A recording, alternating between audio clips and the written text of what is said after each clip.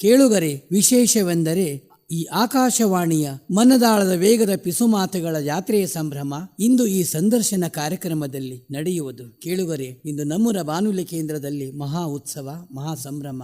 ಇಂದಿನ ಅತಿಥಿ ಶ್ರೀ ಬಸವರಾಜ್ ಅಣ್ಣಪ್ಪ ಪಟ್ಟಣಶೆಟ್ಟಿ, ಖ್ಯಾತ ಚಿತ್ರ ನಾಯಕರು, ನಿರ್ದೇಶಕರು, ಕಥೆಗಾರರು, ಪತ್ರಕರ್ತರು, ಇನ್ನೂ ಹಲವಾರು ಕ್ಷೇತ್ರಗಳಲ್ಲಿ ಸಾಧನೆ ಮಾಡಿದಂಥವರು. ಇವರನ್ನು ಮೊದಲು ಆಧರಿಸಿ ಗೌರವಿಸಿ ಸತ್ಕರಿಸೋಣ. ನಮಸ್ಕಾರ ಬಸವರಾಜ್ ಅವರ. ನಮಸ್ಕಾರ ಸರ್. ನಮ್ಮ ಬಾನುಲಿ ಕೇಂದ್ರಕ್ಕೆ ಬಂದಿರಿ, ನಮಗೆ ಬಹಳ ಸಂತೋಷ ಅನ್ನಿಸ್ತದ. ನನಗೂ ಸಂತೋಷ ಸರ್.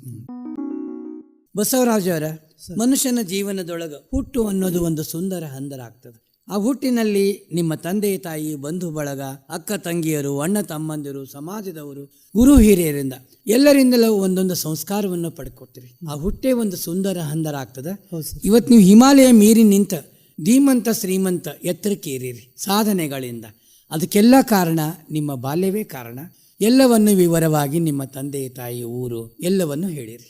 ಸರ್, ನಿಮ್ಮ ಮಾತು ನಿಜ ಅದ. ಯಾಕಂದ್ರೆ ಕುವೆಂಪು ಅವ್ರು ಹೇಳ್ತಾರಲ್ಲ, ಹೋವೇನ ಮಲೆನಾಡಿಗೆ ನನ್ನ ಒಲವಿನ ಗೂಡಿಗೆ ಅಂತ. ಹೌದು. ಅಂತ ಒಂದು ನಂದು ಒಲವಿನ ಗೂಡು ಕಣಗಾಂವ್ ಊರು, ಗೋಕಾಕ್ ತಾಲೂಕು. ನಾನು ಹುಟ್ಟಿ ಬೆಳೆದದ್ದು. ನಮ್ಮ ತಂದೆ ಅಣ್ಣಪ್ಪ ಪಟ್ಟಣಶೆಟ್ಟಿ ಅವರು ದನಗಳ ದವಾಖಾನೆಯಲ್ಲಿ ಕಂಪೌಂಡರ್ ಕೆಲಸ ಮಾಡ್ತಾ ಇದ್ರು. ಅಲ್ಲೇ ನಾನು ಹುಟ್ಟಿ ಬೆಳೆದದ್ದು. ನಮ್ಮ ತಮ್ಮ ಜಗದೀಶ್ ಹತ್ತಿದ್ದ, ನಮ್ಮ ಅಕ್ಕ ಸುವರ್ಣ ಅಂತಿದ್ದಳು. ನಮ್ಮ ತಂದೆಗೆ ಕಲಾಭಿರುಚಿ ಭಾಳ ರೀ. ಅವ್ರ ಸ್ವಂತ ಕಲಾವಿದರೆಲ್ಲ ಆದರೂ ಕೂಡ ನಾಟಕಗಳು ನೋಡಿಕ್ಕೆ ನಾನು ಕರ್ಕೊಂಡು ಹೋಗ್ತಾ ಇದ್ರು. ಪೋಷಕರಾಗಿದ್ದರು. ಪೋಷಕರಾಗಿದ್ದರು. ಭಾಳ ಸಮಾಧಾನ ವ್ಯಕ್ತಿ. ಮತ್ತು ದನಗಳ ದವಾಖಾನೆಯಲ್ಲಿ ಅವರು ಒಳ್ಳೆ ಹೆಸರು ಪಡೆದಿದ್ರಲ್ಲ ರೈತರದು. ಮತ್ತು ಇನ್ನೊಂದಂದರೆ ಅಲ್ಲಿ ಆ ಬಾಲ್ಯದ ಪರಿಸರ ಶ್ರೀ ಕನ್ನಮ್ಮದೇವಿ ಗುಡಿ ಮುಂದೆ ಆಡಿ ಬೆಳೆದೆ ನಾನು. ಆತಲ್ಲ. ಹಂಗಾಗಿ ದೇವಿ ಆಶೀರ್ವಾದ. ನಾನು ಇವತ್ತು ಎಲ್ಲೇ ಯಾವುದೇ ಊರಿಗೆ ಹೋದರೂ ಕನ್ನಮ್ಮ, ಇವತ್ತು ನಾ ಏನೋ ಒಂದು ಏಳಿಗೆ ಮಾಡಿದ್ರು ಕಾರಣ ಕನ್ನಮ್ಮ ದೇವಿನಿ ಅಂತ ನಾನು ತಿಳ್ಕೊಂಡಿನಿ. ಅದಕ್ಕೆ ದಿನಾಲು ಸಾಯಂಕಾಲ ಪೂಜೆಗೆ ನಾನು ಹೋಗಿ ನಾನು ಗಂಟೆ ಬಡಿತಾ ಇದ್ದೆ, ನಗಾರಿ ಬಡಿತಾ ಇದ್ದೆ. ಗೋಕಾಕ್ ಕಾಲೇಜ್ಗೆ ಹೋದ್ರು ಕೂಡ ಓಡಿ ಬರ್ತಾ ಇದ್ದೆ. ಬೆಳಗ್ಗೆ ಕಾಲೇಜ್ಗೆ ಇಂಡಿ ಬಸ್ ಹಿಡಿಬೇಕಾದ್ರೂ ಹೋಗಿ ದೇವಿ ದರ್ಶನ ಮಾಡ್ಕೊಂಡು ಹೋಗ್ತಾ ಇದ್ದೆ. ಅಲ್ಲಿ ಬಾಲ್ಯದ ಗೆಳೆಯರು, ಅಲ್ಲಿ ಪರಿಸರ, ಕನಗಾಮ, ಕನ್ನಮ್ಮ ದೇವಿ ಗುಡಿ, ಸಿದ್ಧಲಿಂಗೇಶ್ವರ ಗುಡಿ. ತಂದೆ ತಾಯಿ ಹೆಸರು ಹೇಳ್ಬೇಡ್ರಿ. ತಂದೆ ಅಣ್ಣಪ್ಪ ಪಟ್ಟಣಶೆಟ್ಟಿ ಅಂತ, ತಾಯಿ ಬಸವ ಪಟ್ಟಣಶೆಟ್ಟಿ. ಎಷ್ಟು ಮಂದಿ ಅಣ್ಣ ತಮ್ಮಂದ್ರು? ನನಗೆ ಸರ ನಮ್ಮ ತಮ್ಮ ಒಬ್ಬಿದ್ದ ಸರ್, ಜಗದೀಶ್. ಅವ್ರು ಇಲ್ಲ. ಇಲ್ಲಿ ಪ್ರೌಢ ಶಿಕ್ಷಣ, ಬಾಲ್ಯ ಶಿಕ್ಷಣ ಎಲ್ಲೆಲ್ಲ ಆಯಿತು? ಎರಡೂ ಅಲ್ಲೇ ಆಯ್ತು ಸರ್, ಕನಗಾವದಲ್ಲಿ ಕನ್ನಡ ಶಾಲೆಯಲ್ಲಿ ಮತ್ತು ಶ್ರೀ ಸಿದ್ದೇಶ್ವರ ಹೈಸ್ಕೂಲು ಕನಗಾವದಲ್ಲಿ. ಅಂದ್ರೆ SSLC ವರೆಗೆ ಮಾಡ್ಕೊಂಡ್ರಿ? ಹೌದು ಸರ್. ಮುಂದೆ ನಿಮ್ದು ಕಾಲೇಜ್ ರಂಗ ಬಂತು, ಎಲ್ಲಿ ಬಂತು ಸರ್? PUCಯನ್ನು ನಾನು ಬೈಲಗೊಳಕ್ಕೆ ಹಚ್ಚಿದೆ. PUC ಬೈಲಂಗುಳ ಹಚ್ಚಿದೆ. ಅಷ್ಟರಲ್ಲಿ ಸ್ವಲ್ಪ ಈ ಚಿತ್ರಕಲೆಯನ್ನು ಬಾಲ್ಯದಿಂದ ಒಲಿ ಬಂದಿತ್ತು ನನಗೆ. ಹೀಗಾಗಿ ಅಲ್ಲಿ ಕಾಲೇಜ್ಗೆ ಹೋದ್ರು ನಮ್ಮ ಅದೇ ಗೆಳೆಯರು ಕೊಡ್ರಿ ಚಿತ್ರಕಲೆ ಮಾಡ್ಕೊತ್ಕೊಂಡಿರೋದು. ಫಸ್ಟ್ ಇಯರ್ ಪಾಸ್ ಆದಿವಿ ಸರ್. ಅಲ್ಲಿ ಹೊಸ ರೋಡ್ಗಿತ್ತು. ಸೆಕೆಂಡ್ ಇಯರ್ ಕಾಲೇಜ್ ಊರು ಹೊರಗಡೆ ಬಂದ್ಬಿಡ್ತು, ಬೈಲಾಡ್ ಹತ್ರ. ಆಮೇಲೆ ನಾವು 4-5 ಗೆಳೆಯರು ಎಲ್ಲರೂ ಕೂಡಿ ಸೆಕೆಂಡ್ ಇಯರ್ ಲಾಗ ಹೋಗೋದು ಬಿಟ್ವಿ. ಇರ್ಲಿ, ಇದ್ದಿದ್ದು ಮನದಾಳದ ಮಾತುಗಳದಲ್ಲ, ಇದ್ದು ಹೇಳ್ತೀವಿ. ಎಲ್ಲ ಬಿಚ್ಚು ಮಾತುಗಳನ್ನ ಆಡ್ಲಿಕ್ಕೆ ನಾವು ಒಂದು ಪ್ಲಾಟ್ಫಾರ್ಮ್ ಮಾಡ್ಕೊಂಡಿವಿ ನಾವು ಇಲ್ಲಿ.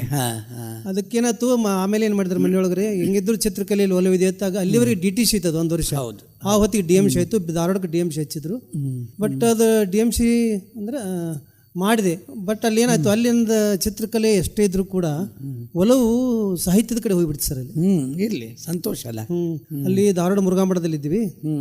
ಪ್ರಪಂಚದ ಸಂಪರ್ಕ ಬತ್ತು ಸರ್, ಪ್ರಪಂಚ ಪತ್ರಿಕೆ. ಪಾಟೀಲ್ ಪುಟ್ಟಪ್ಪ ಅವ್ರದ್ದು.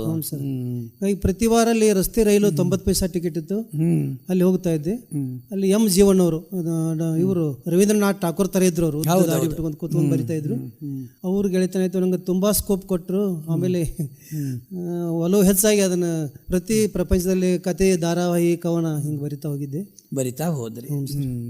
ನಿಮಗೆ ಸ್ನೇಹಿತರ ಹೆಸರು ತಗೋತ್ರಿ? ಯಾರ ಆತ್ಮೀಯ ಸ್ನೇಹಿತರು? ಆತ್ಮೀಯರು ಸರ್, ಮುರುಘಾಮಠದಲ್ಲೇ ಸಿಕ್ಕಿದ್ರು. ಶರಣ ಬಸವರಾಜ್ ಕರಡ್ಕಲ್ ಅಂತ, ಈಗ ಮಸ್ಕಿಗಿದ್ದಾರೆ. ಅವ್ರಿಗೆ ನಮಗೆ ಈಗ ದೂರದ ಗ್ಯಾಪ್ ಇದೆ, ಆದರೆ ಅದೇ ಸ್ನೇಹ ಇದೆ. ಬಟ್ ಈಗಲೂ ನನಗೆ ಕಲೆಗೆ ಜೊತೆಯಾಗಿದ್ದವರು ವಿಜಯಕುಮಾರ್ ಹತ್ತಿ ಅಂತ. ವಿಜಯಕುಮಾರ್ ಹತ್ತಿ ಅವರು ಈಗ ಇಲ್ಲೇ ಸರ್ದಾರ್ ಕಾಲೇಜಲ್ಲಿ ಇಲ್ಲಿದ್ದಾರಲ್ಲ, ಇಲ್ಲೇ ಪ್ರೊಫೆಸರ್ ಇದ್ದಾರೆ. ನಮಗೂ ಪರಿಚಯ ಅದ. ಅಂದ್ರೆ ಮರ್ತೀನಿ. ಆಮೇಲೆ ನಾನು RPD ಕಾಲೇಜ್ ಸೆಕೆಂಡ್ ಇಯರ್ ಬಿದ್ದಿದ್ದೆಲ್ಲ. ಅವತ್ತಿನಿಂದ ಇವತ್ತಿನವರೆಗೂ ಅವ್ರ ಕ್ಲಾಸ್ಮೇಟು. ಬಾಲ್ಯದ ಕನಸುಗಳು ಒಂದೇ ಇದ್ದು, ಸಿನಿಮಾ ಮಾಡಬೇಕು, ಇದು ಮಾಡ್ಬೇಕಂತ. ಹೌದು. ವೈವಾಹಿಕ ಜೀವನ ಬಗ್ಗೆ ಹೇಳ್ರಿ. ಯಾವಾಗ ಮದುವೆ ಆಯ್ತು ಸರ್? 92ರಲ್ಲಿ ಮದುವೆ ಆದೆ. 92ರೊಳಗೆ ಆದ್ರಿ ಸರ್.